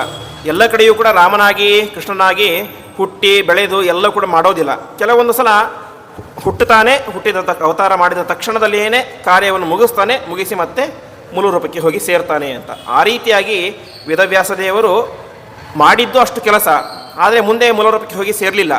ಅನೇಕ ವರ್ಷಗಳ ಕಾಲ ದ್ವಾಪರಯುಗದಲ್ಲಿ ಇದ್ದುಕೊಂಡು ಎಲ್ಲ ಪಾಂಡವರಿಗೆ, ವಿದುರ ಮುಂತಾದಂತಹ ಜ್ಞಾನಿಗಳಿಗೆ ಜ್ಞಾನದ ಉಪದೇಶವನ್ನು ಮಾಡಿ ಅವರನ್ನು ಉದ್ಧಾರ ಮಾಡಿದಂಥವರು ವೇದವ್ಯಾಸ ದೇವರು. ಇಷ್ಟು ಸಂಕ್ಷಿಪ್ತವಾಗಿ ಮೊದಲನೇ ಅಧ್ಯಾಯದಲ್ಲಿ ತಿಳಿಸ್ತಾರೆ. ಆಮೇಲೆ ಮೊದಲನೇ ಅಧ್ಯಾಯದಲ್ಲಿ ಇಡೀ ವಾಯುಪುರಾಣದಲ್ಲಿ ಏನೇನು ಹೇಳ್ತಾ ಇದ್ದಾರೆ ಅಂತ ಸಂಕ್ಷಿಪ್ತವಾಗಿ ತಿಳಿಸ್ತಾರೆ. ಒಂದು ರೀತಿಯಲ್ಲಿ ಮುನ್ನುಡಿ ಅಂತ ಕೇಳ್ತೀವಿ ನಾವು, ಆ ರೀತಿಯಾಗಿ ಯಾವ್ಯಾವ ಅಧ್ಯಾಯದಲ್ಲಿ ಏನು ತಿಳಿಸ್ತಾ ಇದ್ದಾರೆ ಅಂತ ತಿಳಿಸ್ತಾರೆ. ಅದನ್ನು ನೋಡಿದ್ರೇ ನಮ್ಗೆ ಗೊತ್ತಾಗುತ್ತೆ ವಾಯುಪುರಾಣ ನಮಗೆ ಸಮಗ್ರವಾಗಿ ಸಿಕ್ಕಿಲ್ಲ ಅಂತ. ಯಾಕೆಂದರೆ ಅಲ್ಲಿ ಏನು ಹೇಳ್ತೇವೆ ಅಂತ ಸಂಕಲ್ಪ ಮಾಡಿದ್ದಾರೋ ಆ ಎಲ್ಲ ವಿಚಾರ ಕೂಡ ನಮಗೆ ಸಿಗೋದಿಲ್ಲ ವಾಯುಪುರಾಣದಲ್ಲಿ. ಯಾಕೆಂದರೆ 13,000 ಶ್ಲೋಕಗಳನ್ನು ಲುಪ್ತವಾಗಿ ಹೋಗಿಬಿಟ್ಟಿವೆ. ಈ ರೀತಿಯಾಗಿ ಅದನ್ನು ತಿಳಿಸಿ ಮುಂದೆ ವಾಯುದೇವರು ಇಂತಹ ಪುರಾಣವನ್ನು ಯಾವಾಗ ಪ್ರವಚನ ಮಾಡಿದರು ಅಂತ. ಹಿಂದೆ ಹೇಳಿದಂತೆ ಇದು ವಾಯುದೇವರು ಕೇಳಿದಂತಹ ಪುರಾಣ ಅಲ್ಲ, ಹೇಳಿದಂತಹ ಪುರಾಣ. ಯಾವ ಸಂದರ್ಭದಲ್ಲಿ ಹೇಳಿದರು ಅಂತ ಪ್ರಶ್ನೆ ಮಾಡಿದಾಗ ಸೂತರು ಅದನ್ನು ವಿಶೇಷವಾಗಿ ತಿಳಿಸ್ತಾ ಹೋಗ್ತಾರೆ. ಹಿಂದೆ ಹೇಳಿದಂತೆ ಇದು ಸೂತ ಪುರಾಣಿಕರು ಈಗ ಹೇಳ್ತಾ ಇರೋದು ಎಲ್ಲಿ, ನೈಮಿಷಾರಣ್ಯದಲ್ಲಿ. ಅದು ಕೂಡ ಯಾವ ಸಂದರ್ಭ, ಸತ್ರಯಾಗದ ಸಂದರ್ಭ. ಹಿಂದೆ ವಾಯುದೇವರು ಇದನ್ನು ಮೊದಲು ಪ್ರವಚನ ಮಾಡಿದಂಥವರು. ಅವರು ಕೂಡ ಹೇಳಿದ್ದೆಲ್ಲಿ ಅಂತ ಹೇಳಿದ್ರೆ ಇದೇ ನೈಮಿಷಾರಣ್ಯ ಎನ್ನುವಂತಹ ಪ್ರದೇಶದಲ್ಲಿ ಆ ವಾಯುದೇವರು ಉಪದೇಶ ಮಾಡಿದಂತಹ ಸ್ಥಳ. ಇದಕ್ಕೆ ನೈಮಿಷಾರಣ್ಯ ಎಂಬುದಾಗಿ ಹೆಸರು. ಇಲ್ಲಿ ವಿಶೇಷವಾಗಿ ಇವತ್ತು ನಾವು ಕೂಡ ನೋಡ್ತೇವೆ, ಇಲ್ಲಿ ಚಕ್ರತೀರ್ಥ ಅಂತ ಇದೆ, ಧರ್ಮದ ಚಕ್ರ ಅಲ್ಲಿ ಬಂದು ನಿಂತಹ ಸ್ಥಳ. ಹಾಗಾಗಿ ಅದಕ್ಕೆ ನೈಮಿಷಾರಣ್ಯ ಎಂಬುದಾಗಿ ಅನೇಕ ಹೆಸರು ಬಂತು. ಇಲ್ಲಿ ವಾಯುಪುರಾಣದಲ್ಲಿ ಹೇಳುವಂತೆ ಅನೇಕ ಚಾರಿತ್ರಿಕ ಘಟನೆಗಳು ಅಲ್ಲಿ ನಡೆದಿವೆ ಅಂತ. ಯಾವುದ್ಯಾವುದು ಅಂತ ಹೇಳಿದ್ರೆ ವಿಶೇಷವಾಗಿ ಗೋಮತಿ ಎನ್ನುವಂತಹ ನದಿ ಅಲ್ಲಿ ಹರಿತಾ ಇದೆ. ಅದೇ ರೀತಿಯಾಗಿ ರೋಹಿಣಿ ದೇವಿ ಅಂತ ಹೇಳಿದರೆ ಚಂದ್ರನ ಹೆಂಡತಿ, ರೋಹಿಣಿ ನಕ್ಷತ್ರಕ್ಕೆ ಅಭಿಮಾನಿಯಾದಂತಹ ದೇವತೆ. ಅವಳು ಇಲ್ಲಿ ಸೌಮ್ಯ ಎಂಬಂತಹ ಮಗನನ್ನು ಪಡೆದಳು ಅಂತ ಹೇಳ್ತಾರೆ. ಸೌಮ್ಯ ಅಂದರೆ ಬೇರೆ ಯಾರೂ ಅಲ್ಲ, ಯಾರು, ಬುಧ. ಆ ರೀತಿಯಾಗಿ ಬುಧ ಅವತಾರ ಮಾಡಿದಂತಹ ಸ್ಥಳ ಅದು ಗೋಮತಿ ನದಿಯ ತೀರ. ಅದೇ ರೀತಿಯಾಗಿ ಅರುಂಧತಿ ಮತ್ತು ವಸಿಷ್ಠರಿಗೆ 100 ಜನ ಮಕ್ಕಳು ಹುಟ್ಟಿದಂತಹ ಸ್ಥಳವೂ ಕೂಡ ಯಾವುದು, ಇದೇ ನೈಮಿಷಾರಣ್ಯ. ಅದೇ ರೀತಿಯಾಗಿ ವಿಶ್ವಾಮಿತ್ರರಿಗೆ ಮತ್ತು ವಸಿಷ್ಠರಿಗೆ ಒಂದು ಗಲಾಟೆ ಆಗುತ್ತೆ. ಆ ಗಲಾಟೆ ನಡೆದಂತಹ ಸ್ಥಳವೂ ಕೂಡ ಇದೇ ಸ್ಥಳ.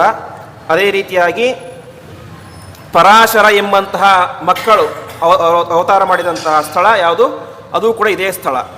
ಪರಾಶರರು ಬೇರೆ ಯಾರೂ ಅಲ್ಲ, ವೇದವ್ಯಾಸ ದೇವರ ತಂದೆ, ಶಕ್ತೇ ಪೌತ್ರಂ ಎಂಬುದಾಗಿ ಹೇಳ್ತಾರೆ. ಶಕ್ತಿಯ ಮಗ ಯಾರು, ಈ ಒಂದು ಪರಾಶರರು. ಅವರ ಚರಿತ್ರೆಯು ಕೂಡ ತುಂಬ ವಿಚಿತ್ರವಾಗಿದೆ. ಶಕ್ತಿಗೆ ಅನೇಕ ಜನ ಮಕ್ಕಳಿರ್ತಾರೆ, 100 ಜನ ಮಕ್ಕಳಿರ್ತಾರೆ.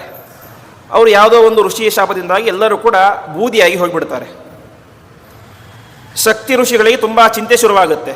ಅವರು ವಾಸ್ತವಿಕವೇ ದೊಡ್ಡ ಋಷಿಗಳು. ನನಗೊಬ್ಬ ಸಂತಾನವೇ ಬರಲಿಲ್ಲ ಅಲ್ಲ ಅಂತ, ನನ್ನ ವಂಶ ಇಲ್ಲಿಗೆ ನಿಂತು ಹೋಗಿಬಿಡುತ್ತೆ.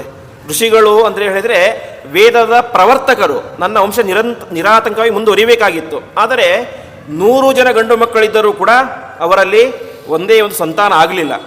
ನನ್ನ ಕಥೆ ಏನು, ನನ್ನ ವಂಶ ಇಲ್ಲಿಗೆ ಮುಗಿದು ಹೋಗ್ಬಿಡ್ತಲ್ಲ ಅಂತ ಅವರು ವಿಶೇಷವಾಗಿ ಬದರಿ ಕ್ಷೇತ್ರಕ್ಕೆ ಪ್ರಯಾಣ ಮಾಡ್ತಾರೆ ಅಂತೆ.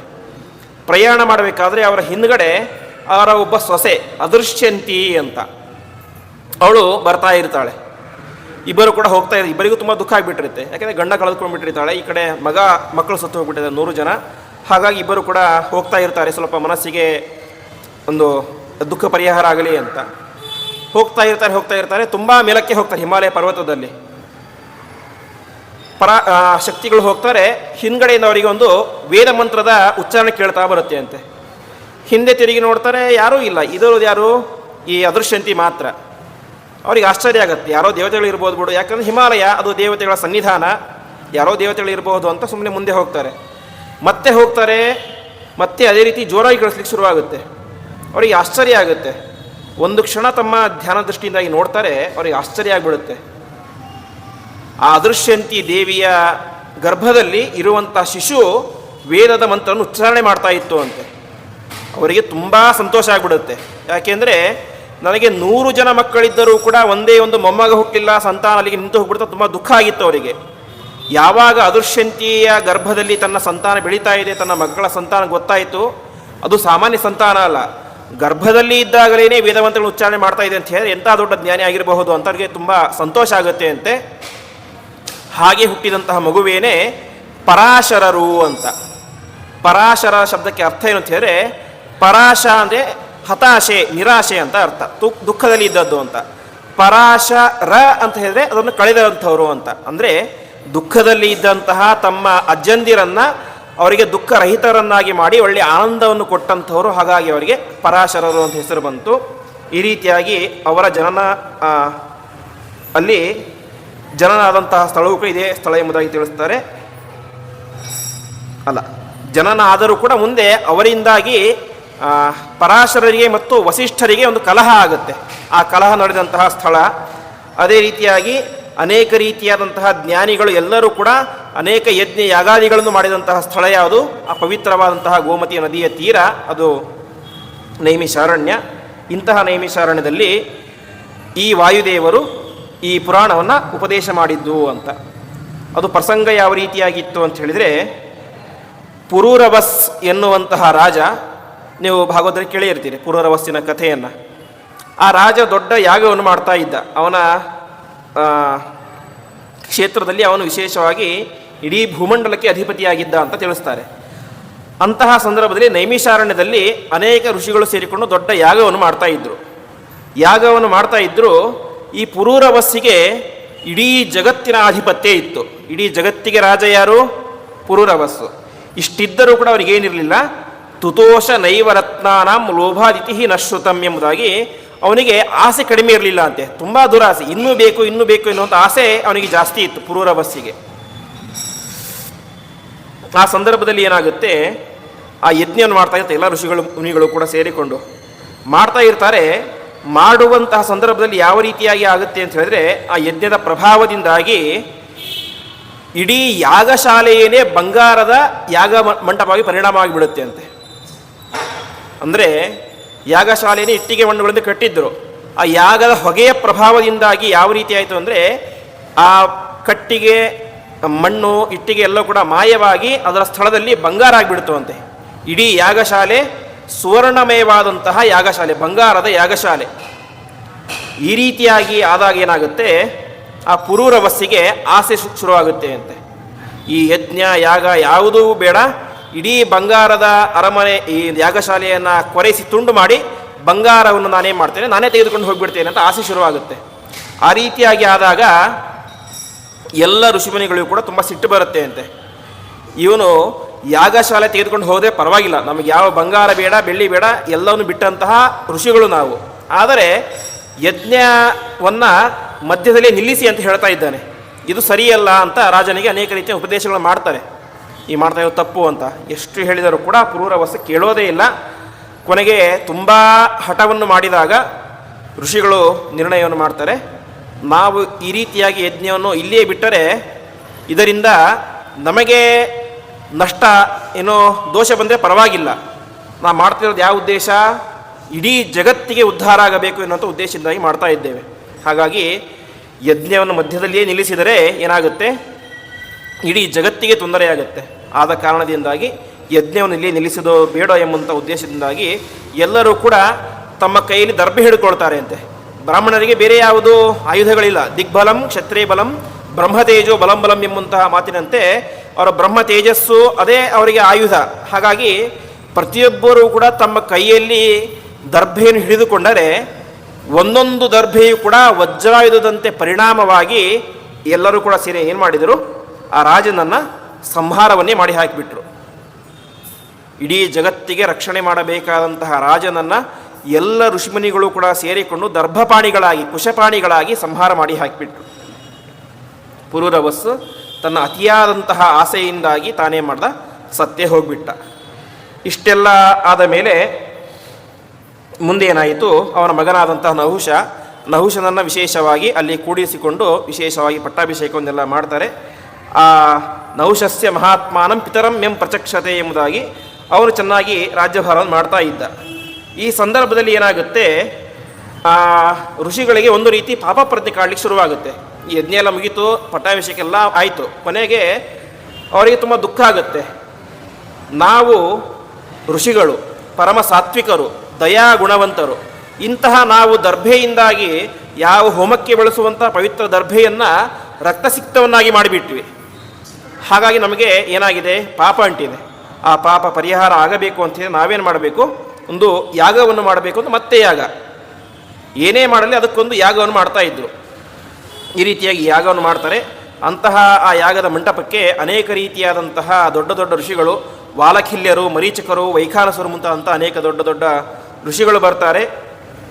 ಈ ರೀತಿಯಾಗಿ ಅಲ್ಲಿ ಸ್ತೋತ್ರವನ್ನು ಮಾಡಲಿಕ್ಕೆ, ವಾದ್ಯವನ್ನು ಮಾಡಲಿಕ್ಕೆ ಯಾವುದೋ ಜಗತ್ತಿನ ಸಾಮಾನ್ಯ ಮನುಷ್ಯರಲ್ಲ, ಸಾಕ್ಷಾತ್ ಗಂಧರ್ವರೇನೇ ಬಂದು ಅಲ್ಲಿ ಅನೇಕ ರೀತಿಯಾದಂತಹ ವಾದ್ಯಗಳನ್ನು ನುಡಿಸ್ತಾ ಇರ್ತಾರೆ. ಇಂತಹ ಸಂದರ್ಭದಲ್ಲಿ ಇದರಲ್ಲಿ ವಾಯುಪುರಾಣದಲ್ಲಿ ಹೇಳುವಂತೆ ಸಾಮಾನ್ಯವಾಗಿ ಯಾವುದೇ ಒಂದು ಕರ್ಮವನ್ನು ಮಾಡಿದರೆ ಅದರಲ್ಲಿ ಲೋಪದೋಷಗಳು ಸಹಜ ಅಂತೆ. ಯಾರೇ ಮಾಡಲಿ ಲೋಪದೋಷಗಳು ಸಹಜ. ಯಾಕೆಂದರೆ ಯಾರೂ ಕೂಡ ಪರಿಪೂರ್ಣರಲ್ಲ. ಇವತ್ತು ನಾವು ಯಾವುದೋ ಒಂದು ಹೋಮವನ್ನು ಮಾಡಿದ್ದೇವೆ ಅಂತ ಹೇಳಿದ್ರೆ ವಾಸ್ತವಿಕವಾಗಿ ಪುರಾಣಗಳಲ್ಲಿ ಹೇಳುವಂತೆ, ಧರ್ಮಶಾಸ್ತ್ರದಲ್ಲಿ ಹೇಳುವಂತೆ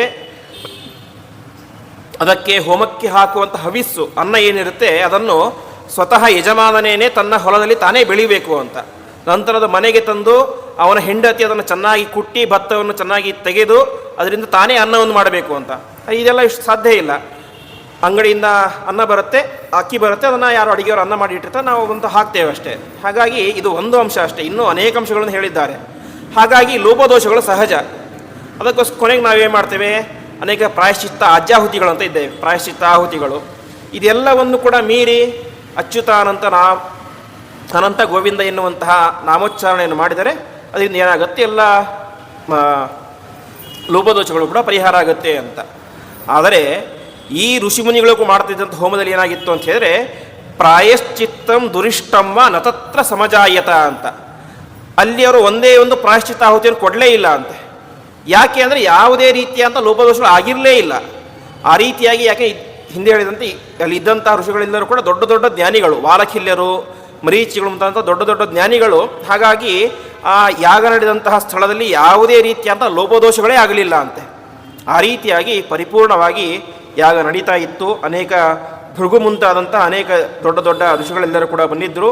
ಅವರಿಗೆ ಬೇಕಾದಂತಹ ಎಲ್ಲ ವಿಧವಾದಂತಹ ದಕ್ಷಿಣೆ ಎಲ್ಲವನ್ನು ಕೂಡ ಕೊಟ್ಟು ಯಾಗ ಎಲ್ಲ ಮುಗಿದ ಮೇಲೆ ಎಲ್ಲರೂ ಕೂಡ ಏನು ಮಾಡ್ತಾರೆ, ನೇರವಾಗಿ ವಾಯುದೇವಂ ಮಹಾಧಿಪಂ, ಯಾಕೆಂದರೆ ಗೀತೆಯಲ್ಲಿ ಪರಮಾತ್ಮ ಹೇಳುವಂತೆ ಸರ್ವಂ ಕರ್ಮ ಕಿರಂ ಪಾರ್ಥ ಜ್ಞಾನೇ ಪರಿಸಮಾಪ್ಯತೆ ಅಂತ. ಯಾವುದೇ ಒಂದು ಸತ್ಕರ್ಮ ಅದು ನಮಗೆ ಅದರ ಸಂಪೂರ್ಣ ಫಲವನ್ನು ಕೊಡಬೇಕು ಅಂತ ಹೇಳಿದ್ರೆ ಒಂದಿಷ್ಟು ಜ್ಞಾನ ಕಾರ್ಯವನ್ನು ಮಾಡಬೇಕು ಅಂತ. ಅದಕ್ಕೆ ಋಷಿಗಳು ತೀರ್ಮಾನ ಮಾಡ್ತಾರೆ, ನಾವೆಲ್ಲರೂ ಕೂಡ ಸೇರಿ ನೇರವಾಗಿ ವಾಯುದೇವರ ಬಳಿ ಹೋಗೋಣ. ಯಾಕೆಂದರೆ ಜೀವರಲ್ಲಿ ಶ್ರೇಷ್ಠರಾದಂಥವ್ರು ಯಾರು? ವಾಯುದೇವರು, ಜೀವೋತ್ತಮರಾದಂಥವ್ರು. ಅವರೇ ನಮಗೆ ಸರಿಯಾದಂತಹ ಮಾರ್ಗದರ್ಶನವನ್ನು ಮಾಡ್ತಾರೆ ಅಂತ ಅವರ ಬಳಿ ಹೋಗಿ ತಮ್ಮ ಅನೇಕ ರೀತಿಯ ಸಂದೇಹಗಳನ್ನು ಕೇಳ್ತಾರೆ. ಆವಾಗ ವಾಯುದೇವರು ಹೇಳಿದಂತಹ ಪುರಾಣವೇನೆ ಈ ವಾಯುಪುರಾಣ ಎಂಬುದಾಗಿ ತಿಳಿಸ್ತಾರೆ. ಆ ಸಂದರ್ಭದಲ್ಲಿ ವಾಯುದೇವರು ವಿಶೇಷವಾದಂತಹ ಸ್ತೋತ್ರವನ್ನು ಮಾಡ್ತಾರೆ. ಯಾವ ರೀತಿಯಾಗಿ ನಮ್ಮ ದೇಹದಲ್ಲಿ ಪ್ರಾಣ, ಅಪಾನ, ವ್ಯಾನ, ಉದಾನ, ಸಮಾನ ಎನ್ನುವಂತಹ ರೂಪದಿಂದ ಇದ್ದುಕೊಂಡು ನಾವು ತಿನ್ನಂತಹ ಅನ್ನವು ಸರಿಯಾಗಿ ಎಲ್ಲ ಕಡೆ ಹೋಗಿ ಅದು ರಕ್ತವಾಗಿ, ಮಾಂಸವಾಗಿ, ಇನ್ನೊಂದು ರೂಪದಿಂದಾಗಿ ಮನಸ್ಸಾಗಿ ಪರಿಣಾಮ ಆಗುತ್ತೆ ಅಂತ ಹೇಳ್ತಾರೆ. ಅನ್ನ ಅದೆಲ್ಲಕ್ಕೂ ಕಾರಣ ಯಾರು? ಈ ವಾಯುದೇವರು. ಇನ್ನೂ ಎಂತಹ ಕೆಲಸ ಅಂತ ಹೇಳಿ ಅಪಾನ ರೂಪದಿಂದಾಗಿ ಯಾವುದನ್ನು ನಾವು ಮಲ ಎಂಬುದಾಗಿ ತಿರಸ್ಕಾರ ಭಾವನೆಯಿಂದ ನೋಡ್ತೇವೋ ಅದನ್ನು ಕೂಡ ಹೊರ ಹಾಕುವಂಥ ಕೆಲಸವನ್ನು ಮಾಡುವಂಥವರು ವಾಯುದೇವರು.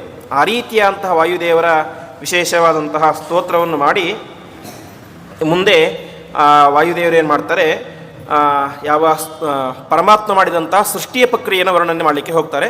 ಅದು ವಾಸ್ತವಿಕವಾಗಿ 3-4 ಅಧ್ಯಾಯಗಳಲ್ಲಿ ವಿಸ್ತಾರವಾಗಿ ಇದೆ. ಸಂಕ್ಷಿಪ್ತವಾಗಿ ಅದರ ಒಂದು ಚಿಂತನೆ ಮಾಡೋದಾದರೆ, ವಿಶೇಷವಾಗಿ ಪರಮಾತ್ಮ ಸೃಷ್ಟಿ ಮಾಡಿದಂತಹ ಬ್ರಹ್ಮಾಂಡಗಳ ಸೃಷ್ಟಿ, 14 ಲೋಕಗಳು, ಅದೇ ರೀತಿಯಾಗಿ ಅಲ್ಲಿ ಚಿತ್ತೋನ್ಮುಖ ಬ್ರಹ್ಮದೇವರ ಸೃಷ್ಟಿ, ಅದೇ ರೀತಿಯಾಗಿ ಸರಸ್ವತಿ ದೇವಿಯರು, ಭಾರತೀ ದೇವಿಯರು, ವಾಯುದೇವರು, ಅದರಿಂದ ಮುಂದೆ ಗರುಡಶೇಷರುದ್ರರು, ಹೀಗೆ ಪ್ರತಿಯೊಂದರ ಸೃಷ್ಟಿಯ ಕ್ರಮವನ್ನು ಹೇಳ್ತಾ ಹೋಗ್ತಾರೆ.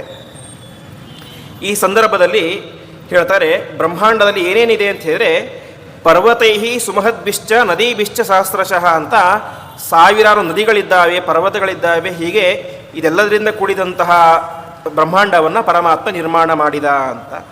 ಈ ಬ್ರಹ್ಮಾಂಡ ಇದೆ, ಬ್ರಹ್ಮಾಂಡ ಅಂತ ಹೇಳಿ ಹೆಸರು ಹೇಳುವಂತೆ ಅಂಡ ಮೊಟ್ಟೆಯ ಆಕಾರದಲ್ಲಿ ಇದೆ. ಅದರಲ್ಲಿ ಹೊರಗಡೆ ಏನಿದೆ ಅಂತ ಹೇಳಿದ್ರೆ ನೀರಿದೆ ಅಂತೆ. ಮೊದಲು ಬ್ರಹ್ಮಾಂಡ ಉದಕ ಅದು ಎಷ್ಟಿದೆ ಅಂತ ಹೇಳಿದ್ರೆ ಅದ್ಭಿಹಿ ದಶಗುಣಾಭಿಸ್ತು ಅಂತ ಬ್ರಹ್ಮಾಂಡಕ್ಕಿಂತ 10 ಪಟ್ಟು ದೊಡ್ಡದಾದ ಯಾವುದು ಅಂತ ಹೇಳಿದ್ರೆ ಬ್ರಹ್ಮಾಂಡದ ಹೊರಗಡೆ ಇರುವಂತಹ ನೀರಿನ ಭಾಗ ಇದೆ. ಆ ನೀರಿನ ಭಾಗದ ಹೊರಗಡೆ ಯಾವುದಿದೆ ಅಂತ ಹೇಳಿದ್ರೆ ತೇಜ, ಅಗ್ನಿಯ ಭಾಗ, ತೇಜಸ್ಸಿನ ಭಾಗ ಇದೆ. ಅದು ಕೂಡ ನೀರಿಗಿಂತ 10 ಪಟ್ಟು ದೊಡ್ಡದಾಗಿದೆ ಎಂಬುದಾಗಿ ತಿಳಿಸ್ತಾರೆ. ಅದಕ್ಕಿಂತ 10 ಪಟ್ಟು ದೊಡ್ಡದಾಗಿರೋದು ಅದರ ಹೊರಗಡೆ ಇರುವಂತಹ ವಾಯುವಿನ ಭಾಗ. ಅದಕ್ಕಿಂತ 10 ಪಟ್ಟು ದೊಡ್ಡದಾದದ್ದು ಆಕಾಶದ ಭಾಗ. ಅದಕ್ಕಿಂತ ಮುಂದೆ ಮಹತ್ತತ್ವ, ಅದಾದ ಮೇಲೆ ಸತ್ವ, ರಜಸ್ಸು, ತಮಸ್ಸು ಎನ್ನುವಂತಹ 3 ಗುಣಗಳ ಭಾಗ ಇದೆ ಎಂಬುದಾಗಿ ತಿಳಿಸ್ತಾರೆ. ಈ ರೀತಿಯಾಗಿ ಬ್ರಹ್ಮಾಂಡ, ಆ ಬ್ರಹ್ಮಾಂಡದ ಹೊರಗಡೆ ಆವರಣಗಳು ಈ ರೀತಿಯಾಗಿದೆ ಎಂಬುದಾಗಿ ತಿಳಿಸಿ ಮುಂದೆ ಇದೆಲ್ಲದಕ್ಕೂ ಕೂಡ ಪ್ರಧಾನವಾದಂತಹ ಒಡೆಯ ಯಾರು ಅಂತ ಹೇಳಿದ್ರೆ ಅವ್ಯಕ್ತ ಕ್ಷೇತ್ರಮುದ್ದಿಷ್ಟಂ ಬ್ರಹ್ಮ ಕ್ಷೇತ್ರಜ್ಞ ಉಚ್ಯತೆ ಅಂತ. ಯಾವ ಪರಮಾತ್ಮನೇನೆ ಇದೆಲ್ಲದಕ್ಕೂ ಕೂಡ ಇಡೀ ಬ್ರಹ್ಮಾಂಡಕ್ಕೆ ಒಡೆಯ ಯಾರು ಅಂತ ಹೇಳಿದ್ರೆ ಅದು ಪರಮಾತ್ಮ. ಅವನೇ ಇದನ್ನು ಸೃಷ್ಟಿ ಮಾಡುವುದು, ಕೊನೆಗೆ ರಕ್ಷಣೆ ಮಾಡುವುದು ಅವನೇ, ಕೊನೆಗೆ ಇದೆಲ್ಲವನ್ನು ಕೂಡ ಸಂಹಾರ ಮಾಡುವುದು ಅವನೇ ಎಂಬುದಾಗಿ ತಿಳಿಸ್ತಾರೆ. ಈ ರೀತಿಯಾಗಿ ಆದಾಗ ಮುಂದೆ ಈ ಪ್ರಳಯ ಕಾಲದಲ್ಲಿ ಏನಾಯಿತು ಅಂತ ಹೇಳಿದ್ರೆ ಎಲ್ಲವೂ ಕೂಡ ನಾಶವಾಗಿ ಹೋಗಿಬಿಡ್ತು. ಪ್ರಳಯದ ನೆರಟಾಗಿ ಪ್ರಳಯಕ್ಕೆ ಹೋಗಿಬಿಡ್ತಾರೆ. ಹಿಂದೆನೇ ಹೇಳಿದೆ, ಇದಕ್ಕೆ ಪ್ರಘಾಸ ಎನ್ನುವಂಥ ಶೈಲಿ ಅಂತ, ಅದು ಹಾರಿಸಿಕೊಂಡು ಹೋಗೋದು ಅಂತ. ಫಸ್ಟ್ ಹೇಳಿದ್ದು ಯಾವುದನ್ನು? ಸೃಷ್ಟಿಯನ್ನು. ವಾಸ್ತವಿಕವಾಗಿ ನೋಡಿದರೆ ಮುಂದೆ ಇದಕ್ಕೆ ಹೇಳಬೇಕಾಗಿತ್ತು, ಸ್ಥಿತಿಯ ಬಗ್ಗೆ ಎಲ್ಲ ಹೇಳೋಕ್ಕಾಗಿತ್ತು. ಆದರೆ ನೇರವಾಗಿ ಇಲ್ಲಿ ಹೋಗ್ತಾರೆ, ಪ್ರಳಯಕ್ಕೆ ಹೋಗ್ತಾರೆ. ಅಲ್ಲಿ ಪ್ರಳಯ ಆಯಿತು. ಆವಾಗ ಏಕಾರ್ಣವೇ ತದಾ ತಸ್ಮಿನ್ ನ ಪ್ರಜಾಯತ ಕಿಂಚನ ತದಾ ಸ ಭಗವಾನ್ ಬ್ರಹ್ಮ ಸಹಸ್ರಾಕ್ಷ ಸಹಸ್ರಪಾತ್ ಅಂತ. ಯಾವುದೂ ಇರಲಿಲ್ಲ, ಇದ್ದದ್ಯಾರು? ಸಹಸ್ರಶೀರ್ಷ ಪುರುಷ ಸಹಸ್ರಾಕ್ಷ ಸಹಸ್ರಪಾತ್ ಎನ್ನುವಂತಹ ಪರಮಾತ್ಮನೇನೆ ತಾನು ಆ ಪ್ರಳಯದ ನೀರಿನಲ್ಲಿ ಆಲದ ಎಲೆಯ ಮೇಲೆ, ಲಕ್ಷ್ಯಾತ್ಮಕವಾದಂತಹ ಆ ಆಲದ ಮೇಲೆ, ಎಲೆಯ ಮೇಲೆ ಮಲಗಿಕೊಂಡು ತಾನೇ ಮಾಡ್ತಾ ಇದ್ದ. ಯೋಗ ನಿದ್ರಾಂ ಪ್ರಕುರ್ವಾಣ ಅಂತ ಯೋಗ ನಿದ್ರೆಯನ್ನು, ನಿದ್ರೆ ಇಲ್ಲದೇ ಇರುವಂತಹ ಪರಮಾತ್ಮ ನಿದ್ರೆ ಮಾಡಿದವನಂತೆ ನಟನೆ ಮಾಡ್ತಾ ಇದ್ದೆ ಎಂಬುದಾಗಿ ತಿಳಿಸ್ತಾರೆ. ಈ ರೀತಿಯಾಗಿ ಆದಾಗ ಮುಂದೆ ಏನಾಯಿತು? ಆ ಪ್ರಳಯ ಕಾಲ ಮುಗೀತು. ಪ್ರಳಯ ಕಾಲ ಮುಗಿದ ಮೇಲೆ ಪರಮಾತ್ಮ ತಾನೇ ಮಾಡ್ತಾನೆ, ಎಚ್ಚರನಾಗ್ತಾನೆ. ಎಚ್ಚರವಾಗಿ ಸುತ್ತ ನೋಡ್ತಾನೆ, ಎಲ್ಲ ಯಾವುದಿದೆ? ಬರೀ ನೀರಿದೆ. ಅಂತಹ ಸಂದರ್ಭದಲ್ಲಿ ವಾಯುಪುರಾಣ ಹೇಳುವಂತೆ ಆಪೋ ನಾರಾವೈ ತನವ ಇತ್ಯಪಾಂ ನಾಮ ಶುಶ್ರಮಃ ಅಪ್ಸುಶೇಷೇತ ಎತ್ತಸ್ಮಾತ್ ತೇನ ನಾರಾಯಣ ಸ್ಮೃತಃ ಎಂಬುದಾಗಿ ಪರಮಾತ್ಮನಿಗೆ ನಾರಾಯಣ ಅಂತ ಹೆಸರು. ಯಾಕೆಂದರೆ ನೀರಿಗೆ ನಾರ ಅಂತ ಹೆಸರು. ನೀರಿನಲ್ಲಿ ಮಲಗಿದ್ದಾನೆ ಆದ ಕಾರಣ ಪರಮಾತ್ಮನಿಗೆ ನಾರಾಯಣ ಅಂತ ಹೆಸರು ಅಂತ ಹೇಳ್ತಾರೆ. ವಾಸ್ತವಿಕವಾಗಿ ಇದೇ ಶ್ಲೋಕವನ್ನು ಆಚಾರ್ಯರು ಅನೇಕ ಕಡೆ ಉಲ್ಲೇಖ ಮಾಡಿದ್ದಾರೆ. ನಾರಾಯಣ ಶಬ್ದದ ಅರ್ಥವನ್ನು ತಿಳಿಸ್ಬೇಕಾದ್ರೆ ವಾಯುಪುರಾಣದ ಈ ಶ್ಲೋಕ, ಆದರೆ ಇದಕ್ಕೋದಕ್ಕೂ ಸ್ವಲ್ಪ ವ್ಯತ್ಯಾಸ ಇದೆ. ಇಲ್ಲಿ ಹೇಳುವುದು ಆಪೋ ನಾರಾವೈ ತನವಃ ಇತ್ಯಪಾಂ ನಾಮ ಶುಶ್ರಮಃ ಅಂತ ಶ್ಲೋಕ ಆಗುತ್ತೆ. ಆದರೆ ಆಚಾರ್ಯರು ಹೇಳಬೇಕಾದ್ರೆ ಆಪೋ ನಾರಾ ಇತಿ ಪ್ರೋಕ್ತಾಹ ಆಪೋ ವೈ ನರಸೂನವಃ ಎಂಬುದಾಗಿ ಶ್ಲೋಕವನ್ನು ಹೇಳ್ತಾರೆ. ತಾತ್ಪರ್ಯ ಒಂದೇ, ಆದರೆ ಪದಪ್ರಯೋಗಗಳು ಮಾತ್ರ ಸ್ವಲ್ಪ ವ್ಯತ್ಯಾಸವಾಗಿದೆ. ಹೀಗೆ ಪರಮಾತ್ಮ ಮಲಗಿದ್ದಾನೆ. ಆ ಪರಮಾತ್ಮ ತಾನೇ ಮಾಡ್ತಾನೆ, ಇಡೀ ಪ್ರಳಯದ ನೀರಿನಲ್ಲಿ ಒಂದು ಕ್ಷಣದಲ್ಲಿ ಎಲ್ಲ ಕಡೆ ಸಂಚಾರ ಮಾಡ್ತಾನೆ ಅಂತೆ. ಒಂದು ಕ್ಷಣ ಇಡೀ ಆ ಎಲ್ಲ ನೀರಿನಲ್ಲೂ ಕೂಡ ಸಂಚಾರ ಮಾಡಿ ತಾನೇನು ಮಾಡ್ತಾನೆ, ಜಗತ್ತನ್ನು ಸೃಷ್ಟಿ ಮಾಡಬೇಕು ಎಂಬುದಾಗಿ ತೀರ್ಮಾನ ಮಾಡ್ತಾನೆ ಎಂಬುದಾಗಿ ತಿಳಿಸ್ತಾರೆ. ಈ ಪ್ರಳಯ ಆಯಿತು, ಮತ್ತು ಸೃಷ್ಟಿಯ ಬಗ್ಗೆ ತಿಳಿಸ್ತಾರೆ. ಇಷ್ಟೆಲ್ಲ ತಿಳಿಸಿದ ಮೇಲೆ ಮುಂದೆ ವರಾಹ ರೂಪಿಯಾದಂತಹ ಪರಮಾತ್ಮನ ಚರಿತ್ರೆಯನ್ನು ಸ್ವಲ್ಪ ವಾಯುದೇವರು ತಿಳಿಸ್ತಾರೆ. ನಿಮಗೆಲ್ಲ ಗೊತ್ತೇ ಇರುವಂತೆ ಪರಮಾತ್ಮ ವರಾಹ ರೂಪವನ್ನು ತಾಳಿದ್ದು ಭೂಮಿಯನ್ನು ಉದ್ಧಾರ ಮಾಡಲಿಕ್ಕೋಸ್ಕರ ಅಂತ. ಅದು 2 ಬಾರಿ, ಒಂದು ಆದಿ ವರಾಹ ರೂಪ, ಇನ್ನೊಂದು ಮುಂದೆ ಬಂದಂಥ ವಿರಾಹ ರೂಪ. ಎರಡೂ ಅವತಾರ ಆಗಿದ್ದು ಭೂಮಿಯನ್ನು ರಕ್ಷಣೆ ಮಾಡಲಿಕ್ಕೇನೆ. ಪ್ರಥಮಂತು ಸ್ವಯಂ ಮಗ್ನಂ ಎಂಬುದಾಗಿ ಆಚಾರ್ಯರು ನಿರ್ಣಯವನ್ನು ಕೊಡುವಂತೆ ಮೊದಲ ಬಾರಿ ತನ್ನಷ್ಟಕ್ಕೆ ತಾನೇ ಭೂಮಿ ಮುಳುಗಿತ್ತು. ನಂತರ ದ್ವಿತೀಯಾಂ ತೇನ ಮಜ್ಜಿತಾಂ ಅಂತ ಹೇಳ್ತಾರೆ, ಹಿರಣ್ಯಾಕ್ಷ ಅದನ್ನು ಮುಳುಗಿಸಿದ್ದ. ಹಾಗಾಗಿ ಮೊದಲು ಅವತಾರ ಮಾಡಿದ್ದು ಯಾವುದಕ್ಕೋಸ್ಕರ, ಭೂಮಿಯನ್ನು ಉದ್ಧಾರ ಮಾಡಲಿಕ್ಕೆ ಅಂತ. ಆ ಯಾವ ವರಾಹರೂಪಿಯಾದಂತಹ ಪರಮಾತ್ಮ ತಾನು ಅವತಾರ ಮಾಡ್ತಾನೆ. ಅವತಾರ ಮಾಡಿದಾಗ ಆ ಯಾವ ವರಾಹರೂಪಿಯಾದಂತಹ ಪರಮಾತ್ಮನ ಶರೀರ ಯಾವ ರೀತಿಯಾಗಿ ಇತ್ತು ಎಂಬುದಾಗಿ ತಿಳಿಸ್ತಾರೆ. ದಶಯೋಜನ ವಿಸ್ತೀರ್ಣಂ ಶತಯೋಜನ ಮುಚ್ಛ್ರಿತಂ ಎಂಬುದಾಗಿ 100 ಯೋಜನದಷ್ಟು ಎತ್ತರವಾದಂತಹ ಶರೀರ ಯಾವುದು, ಆ ವರಾಹರೂಪಿಯಾದ ಪರಮಾತ್ಮನ ಶರೀರ. 10 ಯೋಜನ ಅಗಲ ಇದ್ದಂತಹ ಶರೀರ. ಯಾಕೆಂದರೆ ಇಷ್ಟು ವಿಸ್ತಾರವಂತ ಭೂಮಿಯನ್ನು ತನ್ನ ಕೋರೆದಾಡಿಗಳ ಮೇಲೆ ಇಟ್ಟುಕೊಂಡು ಆ ಪರಮಾತ್ಮ ರಕ್ಷಣೆ ಮಾಡಿದ. ಹಾಗಾಗಿ ಅಷ್ಟು ದೊಡ್ಡ ಶರೀರವನ್ನು ಸ್ವೀಕಾರ ಮಾಡಿದ. ಸೂಕ್ಷ್ಮ ಶರೀರವನ್ನು ಮಾಡಲಿಕ್ಕೆ ಸಾಧ್ಯ ಇದೆ, ಪರಮಾತ್ಮನಿಗೆ ಯಾವುದೂ ಆಗಲ್ಲ ಅಂತಿಲ್ಲ. ಆದರೆ ತನ್ನ ವೈಭವವನ್ನು ತೋರಿಸಲಿಕ್ಕೋಸ್ಕರ ಆ ರೀತಿಯಾದಂಥ ದಿವ್ಯವಾದಂಥ ಶರೀರ, ಆ ಮಹಾ ದೊಡ್ಡ ಪರ್ವತಗಳಂತೆ ದೊಡ್ಡದಾದಂಥ ಶರೀರ ಅಂತೆ. ಒಂದೊಂದು ಕಣ್ಣುಗಳು ಕೂಡ ಯಾವ ರೀತಿ ಇತ್ತು ಅಂತ ಹೇಳಿದ್ರೆ ಬೆಂಕಿಗೆ ಸಮಾನವಾದಂತಹ ಕಣ್ಣುಗಳು. ಆ ರೀತಿಯಾದ ದಿವ್ಯವಾದಂತಹ ರೂಪದಿಂದಾಗಿ ಪರಮಾತ್ಮ ತಾನೇ ಮಾಡ್ತಾನೆ. ವಿಶೇಷವಾಗಿ ಆ ಪೃಥ್ವಿಯನ್ನು, ಮುಳುಗಿದಂತಹ ಭೂಮಿಯನ್ನು ತಾನು ಮೇಲಕ್ಕೆ ಎತ್ತಿ ವಾಪಸ್ ತನ್ನ ಕಕ್ಷೆಯಲ್ಲಿಡ್ತಾನೆ. ಈ ಸಂದರ್ಭದಲ್ಲಿ ಆ ಪರಮಾತ್ಮನ ಯಾವ ಅಂಗಗಳಿಂದಾಗಿ ಅನೇಕ ರೀತಿಯಾದಂತಹ ಯಜ್ಞಕ್ಕೆ ಉಪಯೋಗವಾದಂತಹ ವಸ್ತುಗಳು ಹುಟ್ಟಿದವು ಎಂಬುದಾಗಿ ತಿಳಿಸ್ತಾರೆ. ಹಾಗಾಗಿ ಪರಮಾತ್ಮನ ಆ ರೂಪವನ್ನು ಯಜ್ಞವರಾಹ ಎಂಬುದಾಗಿ ಕರೀತಾರೆ. ಅದಕ್ಕೆ ಯಾವುದ್ಯಾವುದರಿಂದ ಯಾವುದು ಹುಟ್ಟಿದ್ದು ಅಂತ ಸ್ವಲ್ಪ ಸಂಕ್ಷಿಪ್ತವಾಗಿ ಹೇಳ್ತಾರೆ. ನಾಲಿಗೆಯಿಂದಾಗಿ ಅಗ್ನಿ, ರೋಮಗಳಿಂದಾಗಿ ದರ್ಭೆ, ಅದೇ ರೀತಿಯಾಗಿ ಶಿರಸ್ಸಿನಿಂದಾಗಿ ಬ್ರಹ್ಮ. ಅಂದರೆ ನಾವು ಇವತ್ತು ಯಜ್ಞ ಮಾಡಬೇಕಾದ್ರೆ ಯಜ್ಞಕುಂಡದ ದಕ್ಷಿಣ ಭಾಗದಲ್ಲಿ ಒಂದು ತೆಂಗಿನಕಾಯಿನ ಇಡ್ತೇವೆ, ಅದಕ್ಕೆ ಬ್ರಹ್ಮಸ್ಥಾನ ಅಂತ ಕರೀತಾರೆ. ಅದು ಬ್ರಹ್ಮದೇವನ ಆ ಬ್ರಹ್ಮವನ್ನು ಸೃಷ್ಟಿ ಮಾಡಿದ್ದು ಯಾವುದು, ಆ ಪರಮಾತ್ಮನ ಶಿರಸ್ಸು. ಹೀಗೆ ಅನೇಕ ರೀತಿಯಾದಂತಹ ಸೃಗು, ಸ್ರುವ, ತುಪ್ಪ ಎಲ್ಲವನ್ನು ಕೂಡ ಆ ವರಾಹರೂಪಿಯಾದಂತಹ ಪರಮಾತ್ಮ ತನ್ನ ದೇಹದಿಂದಾಗಿ ಸೃಷ್ಟಿ ಮಾಡಿದ. ವಿಶೇಷವಾಗಿ ಹಿಂದಿನ ಕಾಲದಲ್ಲಿ ಸೋಮಯಾಗ ಅಂತ ಮಾಡ್ತಾಯಿದ್ರು. ಸೋಮರಸವನ್ನು ಆಹುತಿಯನ್ನು ಕೊಡ್ತಾಯಿದ್ರು. ಆ ಸೋಮರಸವನ್ನು ಕೂಡ ತನ್ನ ದೇಹದಿಂದಾಗಿ ಸೃಷ್ಟಿ ಮಾಡಿದ. ಅನೇಕ ಛಂದಸ್ಸುಗಳು, ಆ ಅಗ್ನಿದೇವರ ವಿಶೇಷವಾದ ರೂಪಗಳನ್ನು ಎಲ್ಲವನ್ನು ಕೂಡ ಪರಮಾತ್ಮ ಸೃಷ್ಟಿ ಮಾಡಿದಾಗಿ ಎಂಬುದಾಗಿ ಹೇಳ್ತಾರೆ. ಈ ರೀತಿಯಾಗಿ ಪರಮಾತ್ಮ ಆ ಭೂಮಿಯನ್ನು ಉದ್ಧಾರ ಮಾಡಿದ. ಈ ರೀತಿಯಾಗಿ ತತಃ ಸ್ವಸ್ಥಾನಮಾನೀಯ ಪೃಥಿವೀಂ ಪೃಥಿವೀಕರಃ ಮುಮೋಚ ಪೂರ್ವಂ ಮನಸ ಧಾರಯಿತ್ವ ಧರಾಧರಃ ಎಂಬುದಾಗಿ ಆ ಧರಾಧರನಾದಂತಹ ಪರಮಾತ್ಮ ಮುಂಚೆ ಎಲ್ಲಿ ಆ ಭೂಮಿ ಇತ್ತೋ ಅದೇ ಜಾಗದಲ್ಲಿ ಅದನ್ನು ಕೂಡಿಸಿ ಎಲ್ಲ ಜನರಿಗೂ ಕೂಡ ಉದ್ಧಾರವನ್ನು ಮಾಡಿದ ಎಂಬುದಾಗಿ ತಿಳಿಸ್ತಾರೆ. ಮತ್ತೆ ಮುಂದೆ ನೆಕ್ಸ್ಟ್ ಎಲ್ಲಿಗೆ, ಮತ್ತೆ ಪ್ರಳಯಕ್ಕೇ ಬರ್ತಾರೆ. ಪ್ರಳಯ ಕಾಲದಲ್ಲಿ ಮುಂದೆ ಏನಾಯಿತು, ಪ್ರಳಯ ಎಲ್ಲವೂ ಕೂಡ ಆಯಿತು. ಪ್ರಳಯ ಆದಾಗ ಅಲ್ಲಿ ಇದ್ದಂತಹ ಅನೇಕ ಪರ್ವತಗಳು ಎಲ್ಲವೂ ಕೂಡ ಸುಟ್ಟು ಬೂದಿಯಾಗಿ ಹೋಗಿಬಿಟ್ಟಿದ್ದು. ಪರಮಾತ್ಮ ಮತ್ತೆ ಮುಂದೆ ಸೃಷ್ಟಿಯನ್ನು ಮಾಡಬೇಕಾದ್ರೆ ತಾನೇನು ಮಾಡ್ತಾನೆ, ಮತ್ತೆ ಆ ಎಲ್ಲ ಪರ್ವತಗಳನ್ನು ಕೂಡ ತನ್ನ ಕೋರೆ ದಾಡಿಗಳಿಂದ ಸೃಷ್ಟಿ ಮಾಡಿದ ಎಂಬುದಾಗಿ ತಿಳಿಸ್ತಾರೆ. ವಾಯುಪುರಾಣ ಹೇಳುವಂತೆ ವರಾಹರೂಪಿಯಾದಂಥ ಪರಮಾತ್ಮ ತನ್ನ ಕೋರೆ ದಾಡಿಗಳಿಂದಾಗಿ ಅಲ್ಲಿ ಭೂಮಿಯನ್ನು ಅಗೆದು ತಾನೇ ಮಾಡ್ತಾನೆ, ಅಲ್ಲಿ ಪರ್ವತಗಳನ್ನು ಸೃಷ್ಟಿ ಮಾಡ್ತಾನೆ ಎಂಬುದಾಗಿ ತಿಳಿಸ್ತಾರೆ. ಈ ರೀತಿಯಾಗಿ ಪರ್ವತಗಳನ್ನು ಸೃಷ್ಟಿ ಮಾಡಿದ. ಅದೇ ರೀತಿಯಾಗಿ ಅಲ್ಲಿ ಏನಾಯಿತು ಅಂತ ಹೇಳಿದ್ರೆ ನದಿ ಮುಂತಾದಂಥವುಗಳು ಸೃಷ್ಟಿಯಾಯಿತು ಅಂತ ತಿಳಿಸ್ತಾರೆ. ಅಂದರೆ ಭೂಮಿ ಏನಾಗ್ಬಿಟ್ಟಿತ್ತು, ನೀರಿನಲ್ಲಿ ಮುಳುಗಿ ಹೋಗಿಬಿಟ್ಟಿತ್ತು.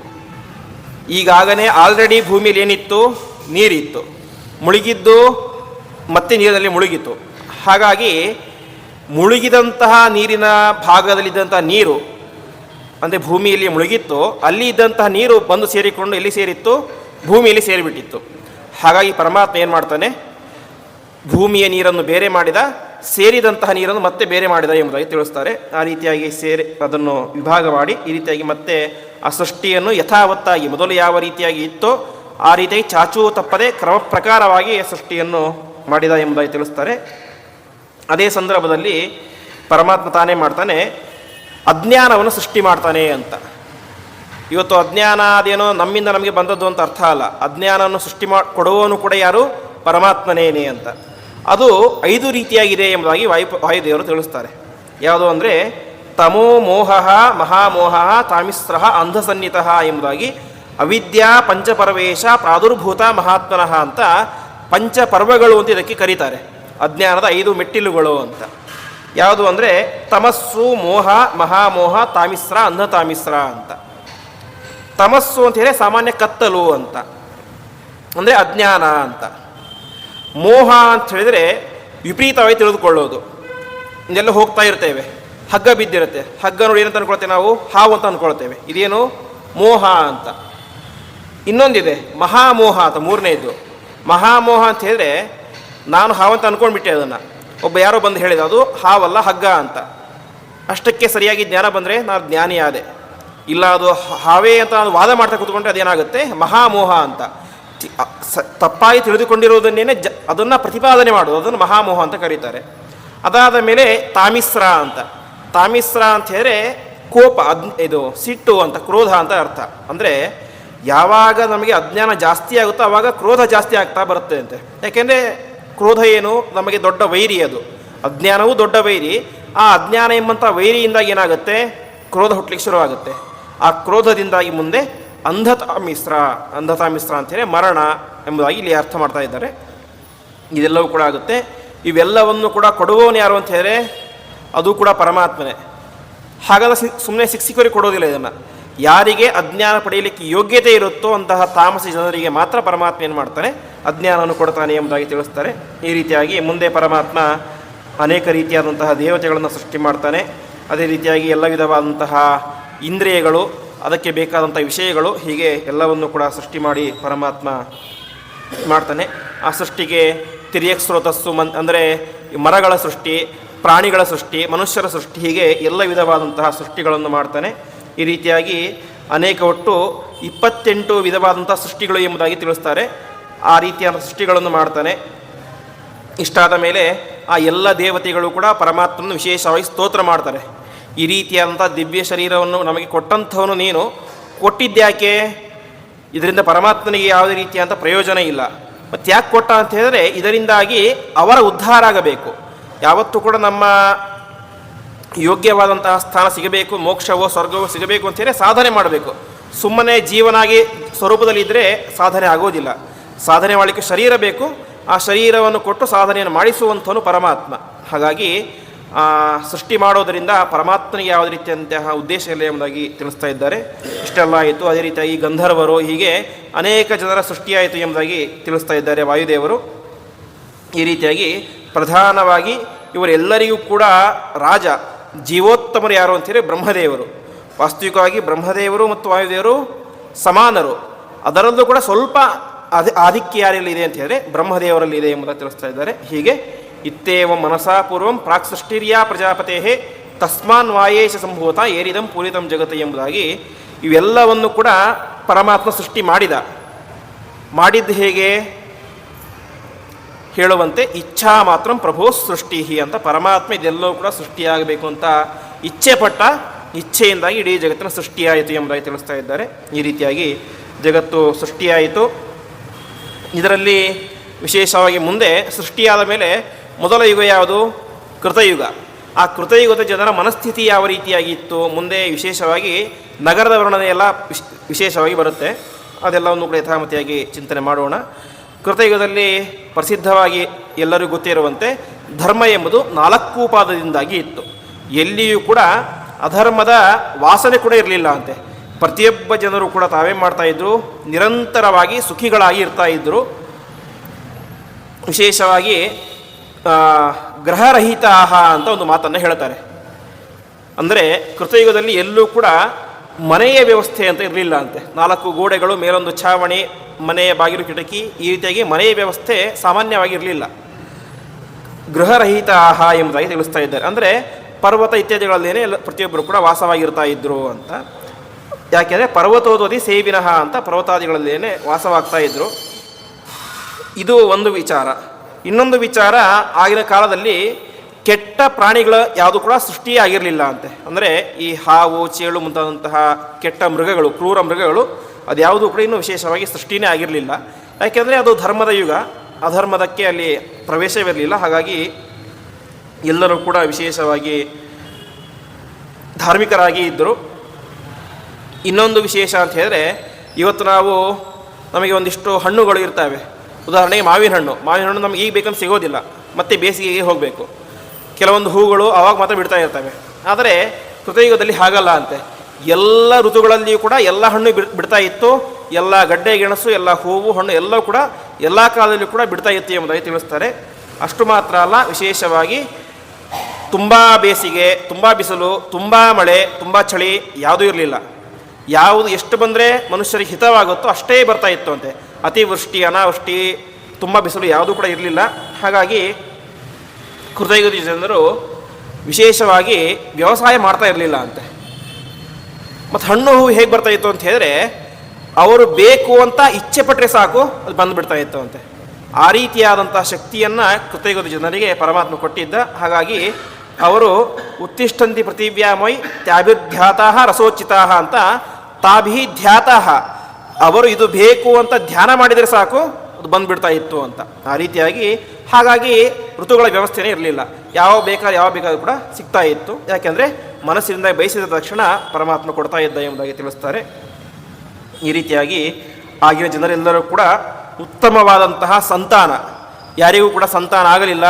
ಸಂತಾನ ಆಯಿತು, ಹುಟ್ಟಿದ 6 ತಿಂಗಳಿಗೆ ಮಗು ಸತ್ತು ಹೋಗಿಬಿಡ್ತು, ಈ ರೀತಿ ಯಾವುದೂ ಕೂಡ ಇರಲಿಲ್ಲ ಅಂತೆ. ನಿತ್ಯವಾಗಿ ಏನಾಗಿದ್ದರು, ಅವರಿಗೆ ಸ್ಥಿರ ಯೌವನಾಹ ಅಂತ ಒಂದು ವಿಶೇಷಣ ಕೊಡ್ತಾ ಇದ್ದಾರೆ. ಅಂದರೆ ಅಲ್ಲಿ ವಯಸ್ಸಾಗುವುದು ಅನ್ನೋಂಥ ಕಾನ್ಸೆಪ್ಟೇ ಇರಲಿಲ್ಲ ಅಂತೆ. ನಿತ್ಯ ಯೌವನ, ದೇವತೆಗಳು ಯಾವ ರೀತಿಯಾಗಿ ನಿತ್ಯ ಯೌವನದಲ್ಲಿ ಇರ್ತಾರೋ ಅದೇ ರೀತಿಯಾಗಿ ಕೃತಯುಗದ ಜನರು ಕೂಡ ನಿತ್ಯ ಯೌವನದಲ್ಲಿ ಇರ್ತಾ ಇದ್ದರು. ಉತ್ತಮವಾದಂತಹ ಸಂತಾನ, ಉತ್ತಮವಾದ ಸಂಕಲ್ಪ, ಯಾರೂ ಕೂಡ ಇನ್ನೊಬ್ಬರನ್ನು ಮಾತ್ಸರ್ಯ ಯಾವುದೂ ಕೂಡ ಇಲ್ಲ. ಯಾಕೆ? ಎಲ್ಲರಿಗೂ ಎಲ್ಲ ಇತ್ತು. ಈಗ ನನಗೆ ಒಂದು ಸಣ್ಣ ಮನೆ ಇದೆ, ಇನ್ನೊಬ್ಬ ವ್ಯಕ್ತಿ ದೊಡ್ಡ ಮನೆ ಇದೆ ಅಂದರೆ ನಮಗೆ ಮಾತ್ಸರ್ಯ ಉಂಟಾಗುತ್ತೆ. ಆದರೆ ಮನೆಯೇ ಇರಲಿಲ್ಲ, ಏನೂ ಮತ್ತೆ ಸಂಪತ್ತಿರಲಿಲ್ಲ, ಎಲ್ಲವೂ ಕೂಡ ಬೇಕು ಅಂತ ಸಿಗ್ತಾ ಇತ್ತು. ಹಾಗಾಗಿ ತಮಗೆ ಎಷ್ಟು ಬೇಕೋ ಅಷ್ಟನ್ನು ಬೇಡ್ತಾ ಇದ್ರು, ತಿಂತಾ ಇದ್ರು, ಸುಖವಾಗಿ ಇರ್ತಾ ಇದ್ರು. ಆ ರೀತಿಯಾಗಿ ಸುಖ ಸ್ವರೂಪಿಗಳಾಗಿ ಅವರೆಲ್ಲರೂ ಕೂಡ ಜೀವನವನ್ನು ಮಾಡ್ತಾ ಇದ್ರು ಎಂಬುದಾಗಿ ತಿಳಿಸ್ತಾರೆ. ಈ ರೀತಿಯಾಗಿ ಕೃತಕರ್ಮದಲ್ಲಿ ವಿಶೇಷವಾಗಿ ಎಲ್ಲೂ ಕೂಡ ಅಜ್ಞಾನ, ಪ್ರಧಾನವಾಗಿ ಮನುಷ್ಯರಿಗೆ ಸಂಪತ್ತೇನು, ಜ್ಞಾನವೇ ದೊಡ್ಡ ಸಂಪತ್ತು. ಆ ಜ್ಞಾನ ಎಲ್ಲರಲ್ಲೂ ಕೂಡ ವಿಶೇಷವಾಗಿತ್ತು ಎಂಬುದಾಗಿ ತಿಳಿಸ್ತಾ ಇದ್ದಾರೆ. ಈ ರೀತಿಯಾಗಿ ಪರಸ್ಪರ ಸಹಾಯಕ ಅಂತ, ಯಾರೇ ಒಬ್ಬರಿಗೆ ಏನಾದರೂ ಸ್ವಲ್ಪ ಕಷ್ಟ ಅಂತ ಬಂದರೆ ಅವರಿಗೆ ಪಕ್ಕದಲ್ಲಿದ್ದಂಥ ವ್ಯಕ್ತಿ ಹೋಗಿ ಪರಿಪೂರ್ಣವಾಗಿ ಸಹಾಯವನ್ನು ಮಾಡ್ತಾ ಇದ್ದ ಅಂತೆ.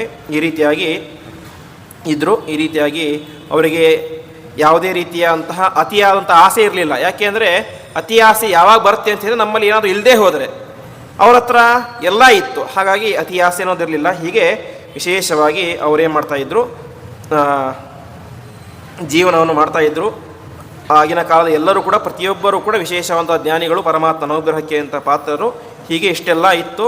ಇಷ್ಟೆಲ್ಲ ಆದ ಮೇಲೆ ಮುಂದೆ ತ್ರೇತಾಯುಗ ಎಂಬುದು ಪ್ರಾರಂಭ ಆಯಿತು. ಕೃತಯುಗ ಮುಗಿಯಿತು, ತ್ರೇತಾಯುಗ ಪ್ರಾರಂಭ ಆಯಿತು.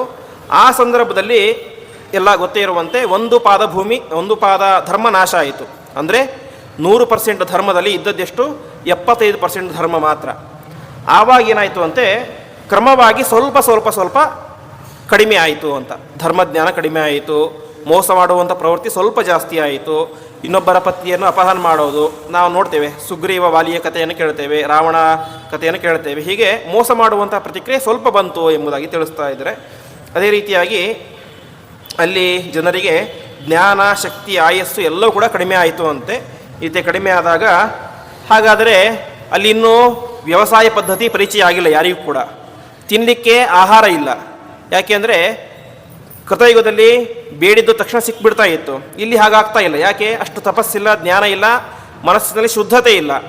ಹಾಗಾಗಿ ಪರಮಾತ್ಮ ಏನು ಮಾಡ್ತಾನೆ, ಒಂದು ಕಲ್ಪವೃಕ್ಷವನ್ನು ಭೂಮಿಗೆ ಕಳಿಸ್ತಾನೆ ಅಂತೆ. ನಿಮಗೇನು ಬೇಕೋ ಅದನ್ನು ಕಲ್ಪವೃಕ್ಷದ ಹತ್ತಿರ ಹೋಗಿ ಕೇಳಿ, ಅದು ನಿಮಗೆ ಅದನ್ನು ಕೊಡುತ್ತೆ ಎಂಬುದಾಗಿ ತಿಳಿಸ್ತಾರಂತೆ. ಈ ರೀತಿಯಾಗಿ ತ್ರೇತಾಯುಗದ ಪ್ರಾರಂಭದಲ್ಲಿ ಏನಾಯಿತು, ಕಲ್ಪವೃಕ್ಷ ಅನ್ನೋದಿತ್ತು, ಅದರಿಂದಾಗಿ ಜನರು ತಮಗೇನು ಬೇಕೋ ಅದನ್ನೆಲ್ಲ ಪಡಿತಾ ಇದ್ದರು. ಈ ರೀತಿ ಆಗ್ತಾ ಇತ್ತು. ಕೊನೆಗೆ ಅದೇನಾಯಿತು, ವಿಪರೀತವಾಗಿ ಬಿಡ್ತು ಅಂತೆ. ಮನುಷ್ಯನಿಗೆ ಆಸೆ ಸಹಜ. ಮನೆ ಮುಂದೆ ಏನಿದೆ, ಕಲ್ಪವೃಕ್ಷ ಇದೆ, ಹೋಗೋದು ಅದನ್ನು ಕೊಡು ಇದನ್ನು ಕೊಡು ಅಂತ ಕೇಳೋದು, ಅದು ಆಸೆ ವಿಪರೀತವಾಗಿ ಹೋಗಿಬಿಡ್ತು ಅಂತೆ.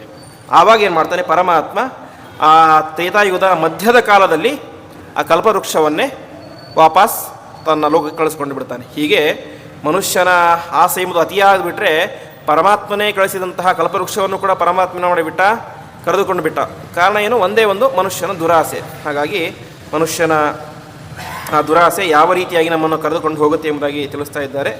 ಈ ಸಂದರ್ಭದಲ್ಲಿ ಏನಾಗಿತ್ತು, ಕೃತಯುಗದಂತೆ ತ್ರೇತಾಯುಗದ ಪ್ರಾರಂಭದಲ್ಲಿ ಮನೆ, ಮಠ, ಬಿಲ್ಡಿಂಗ್ ಈ ರೀತಿ ಯಾವ ವ್ಯವಸ್ಥೆಯೂ ಕೂಡ ಇರಲಿಲ್ಲ. ಯಾಕೆ, ಜನರು ಸ್ವಲ್ಪ ಧಾರ್ಮಿಕತೆ ಇತ್ತು. ಅದೇ ತ್ರೇತಾಯುಗದ ಮಧ್ಯದ ಕಾಲಕ್ಕೆ ಬಂದಾಗ ಏನಾಯಿತು, ಕಳ್ಳತನ ಇತ್ಯಾದಿಗಳೆಲ್ಲ ಪ್ರಾರಂಭ ಆಯಿತು. ಹಾಗಾಗಿ ಏನಾಯಿತು, ಆವಾಗ ಮನೆಯ ನಿರ್ಮಾಣದ ವ್ಯವಸ್ಥೆ ಪ್ರಾರಂಭ ಆಯಿತು ಎಂಬುದಾಗಿ ವಾಯುದೇವರು ತಿಳಿಸ್ತಾ ಇದ್ದಾರೆ. ಹಾಗಾಗಿ ನಮ್ಮ ಜಗತ್ತಿನಲ್ಲಿ ಮನೆಯ ಒಂದು ಕಾನ್ಸೆಪ್ಟ್ ಬಂದಿದ್ದು ಯಾವಾಗ ಅಂತ ಹೇಳಿದ್ರೆ ತ್ರೇತಾಯುಗದ ಮಧ್ಯದ ಕಾಲದಲ್ಲಿ. ಆ ಕಾಲದಲ್ಲಿ ಶುರುವಾಯಿತು. ಅದಾದ ಮೇಲೆ ತಮಗೆ ಅನುಕೂಲಕ್ಕೆ ಬೇಕು ಅಂತ ಮನೆ ಮುಂದೆ ಸಣ್ಣ ಸಣ್ಣ ಕೆರೆಗಳು, ಬಾವಿಗಳು, ನದಿಗಳು ಈ ರೀತಿಯಾಗಿ ಇದೆಲ್ಲವೂ ಕೂಡ ಕೃತವಾಗಿ ಎಲ್ಲರೂ ಕೂಡ ಸೃಷ್ಟಿ ಮಾಡಿಕೊಂಡು ತಮಗೆ ಯಾವ ರೀತಿಯಾಗಿ ಅನುಕೂಲಕ್ಕೆ ಬೇಕೋ ಅದೆಲ್ಲವನ್ನು ಕೂಡ ಕಟ್ಟಿಸ್ಕೊಳ್ತಾರೆ. ಆಮೇಲೆ ಹಿಂದೆ ಹೇಳಿದಂತೆ ಅತಿಯಾದ ಚಳಿ ಬಿಸಿಲು ಇರ್ತಾ ಇರಲಿಲ್ಲ ಎಲ್ಲಿ, ಕೃತಯುಗದಲ್ಲಿ. ಅದೇ ತ್ರೇತಾಯುಗಕ್ಕೆ ಬಂದಾಗ ಏನಾಯಿತು, ಜನರಲ್ಲಿ ಯಾವಾಗ ಧರ್ಮ ಇರುತ್ತೋ ಆವಾಗ ಪ್ರಕೃತಿಯು ಕೂಡ ಅದಕ್ಕೆ ಸಹಜವಾಗಿ ಸಪೋರ್ಟ್ ಮಾಡುತ್ತೆ. ಅಧರ್ಮ ಜಾಸ್ತಿ ಆಯಿತು ಅಂತ ಹೇಳಿದ್ರೆ ಪ್ರಕೃತಿಯು ಕೂಡ ವಿರುದ್ಧವಾಗಿ ನಿಂತ್ಕೊಳ್ಳುತ್ತೆ. ಹಾಗಾಗಿ ಚಳಿ ಜಾಸ್ತಿ ಆಯಿತು, ಮಳೆ ಜಾಸ್ತಿ ಆಯಿತು, ಬಿಸಿಲು ಜಾಸ್ತಿ ಆಯಿತು. ಅದಕ್ಕೆ ತಕ್ಕಂತೆ ವೇಷ, ಭೂಷಣ, ಛತ್ರಿ ಇತ್ಯಾದಿ ಎಲ್ಲ ವ್ಯವಸ್ಥೆಗಳು ಕೂಡ ಆವಾಗೆ ಬಂದು ಎಂಬುದಾಗಿ ತಿಳಿಸ್ತಾ ಇದ್ದಾರೆ. ಈ ರೀತಿಯಾಗಿ ಆ ಜನರು ತಮ್ಮ ತಮ್ಮ ಬುದ್ಧಿಗೆ ಅನುಗುಣವಾಗಿ ಎಷ್ಟು ಸಾಧ್ಯವೋ ಅಷ್ಟು ಒಂದು ಗ್ರಾಮ ಅಂತ ನಿರ್ಮಾಣ ಮಾಡಿದರು. ಮುಂದೆ ಆ ಗ್ರಾಮವೇ ಕಳೆದುಕೊಂಡಾಗ ಬೆಳೆದು ನಗರ ಅಂತ ನಿರ್ಮಾಣ ಆಯಿತು. ನಗರ ಅಂತ ಆದಮೇಲೆ ಒಬ್ಬ ರಾಜ ಅಂತ ಬೇಕು, ರಾಜ ಅಂತ ಬಂದ. ಅದಾದ ಮೇಲೆ ಆ ರಾಜ್ಯಕ್ಕೆ ಪರ ರಾಜ್ಯದವರು ಶತ್ರುಗಳು ಅಂತ ಆದರು. ಹೀಗೆ ಪ್ರತಿಯೊಂದು ಇವತ್ತು ನಾವು ಕಾಣುವಂಥ ನಾಗರಿಕ ವ್ಯವಸ್ಥೆ ಅದೆಲ್ಲದ ಕೂಡ ಮೂಲ ಯಾವುದು, ಆ ತ್ರೇತಾಯುಗದ ಮಧ್ಯಕಾಲ ಎಂಬುದಾಗಿ ತಿಳಿಸ್ತಾ ಇದ್ದಾರೆ. ಇದೆಲ್ಲವೂ ಕೂಡ ಯಾವುದು ಅಂತ ಹೇಳಿದ್ರೆ ಬ್ರಹ್ಮದೇವರ ಮೊದಲ ದಿನದ ಆ ಒಂದು, ಅಂದರೆ ಪರಮಾತ್ಮ ಸೃಷ್ಟಿ ಮಾಡಿದಂತಹ ಮೊದಲ ಕೃತಯುಗ, ತ್ರೇತಾಯುಗ, ದ್ವಾಪರಯುಗ. ಆಮೇಲೆ ಮತ್ತೆಲ್ಲ ಬ್ರಹ್ಮದೇವರ ದಿನಕ್ಕೊಂದು ಸಲ ಪ್ರಳಯ ಆಗುತ್ತೆ, ಆವಾಗ ಇದೆಲ್ಲ ಆಗೋದಿಲ್ಲ. ಆ ವ್ಯವಸ್ಥೆ ಪ್ರಾರಂಭದ ಕೃತಯುಗ ಮತ್ತು ತ್ರೇತಾಯುಗದಲ್ಲಿ ಮೊದಲ ಯಾವ ವ್ಯವಸ್ಥೆ ಇತ್ತು ಆ ವ್ಯವಸ್ಥೆಯನ್ನು ಈಗ ತಿಳಿಸ್ತಾ ಇದ್ದಾರೆ ಅಂತ ನಾವು ತಿಳಿದುಕೊಳ್ಳಬೇಕು. ಈ ರೀತಿಯಾಗಿ ತಿಳಿಸ್ತಾ ಇದ್ದಾರೆ. ಮತ್ತು ಮುಂದೆ ಯಾವ ರೀತಿಯಾಗಿ ರಸ್ತೆ ವ್ಯವಸ್ಥೆ ಯಾವ ರೀತಿಯಾಗಿ ಇತ್ತು ಇದೆಲ್ಲ ವಿಶೇಷವಾಗಿ ತಿಳಿಸ್ತಾರೆ. ಇವತ್ತು ನಾವು ಕಾಣುವಂಥ ರಿಂಗ್ ರೋಡ್ ಅಂತೆಲ್ಲ ವ್ಯವಸ್ಥೆ ಏನಿದೆ ಅದೆಲ್ಲವೂ ಕೂಡ ತಿಳಿಸ್ತಾ ಇದ್ದಾರೆ. ಒಂದು ರಿಂಗ್ ರೋಡ್ ಅಂದರೆ ಯಾವ ರೀತಿ ಇರಬೇಕು ಅಂತ, ಅಂದರೆ ಒಂದು ನಗರದ ಒಂದು ದಿಕ್ಕಿನಿಂದಾಗಿ ಇನ್ನೊಂದು ದಿಕ್ಕಿಗೆ ಹೋಗುವಂತಹ ರಸ್ತೆ ಅದು 120 ಅಡಿ ಇರಬೇಕು ಎಂಬುದಾಗಿ ತಿಳಿಸ್ತಾ ಹೋಗ್ತಾರೆ. ಆ ಉಳಿದ ಎಲ್ಲ ನಗರದ ವ್ಯವಸ್ಥೆ ಚಿಂತನೆಯನ್ನು ಮತ್ತು ಮುಂದಿನ ವಿಚಾರಗಳನ್ನು ನಾಳೆ ದಿವಸದ ಪ್ರವಚನದಲ್ಲಿ ನೋಡೋಣ ಎಂಬುದಾಗಿ ಹೇಳ್ತಾ ಇಂದಿನ ಪ್ರವಚನವನ್ನು ಶ್ರೀಕೃಷ್ಣಾರ್ಪಣಮಸ್ತು.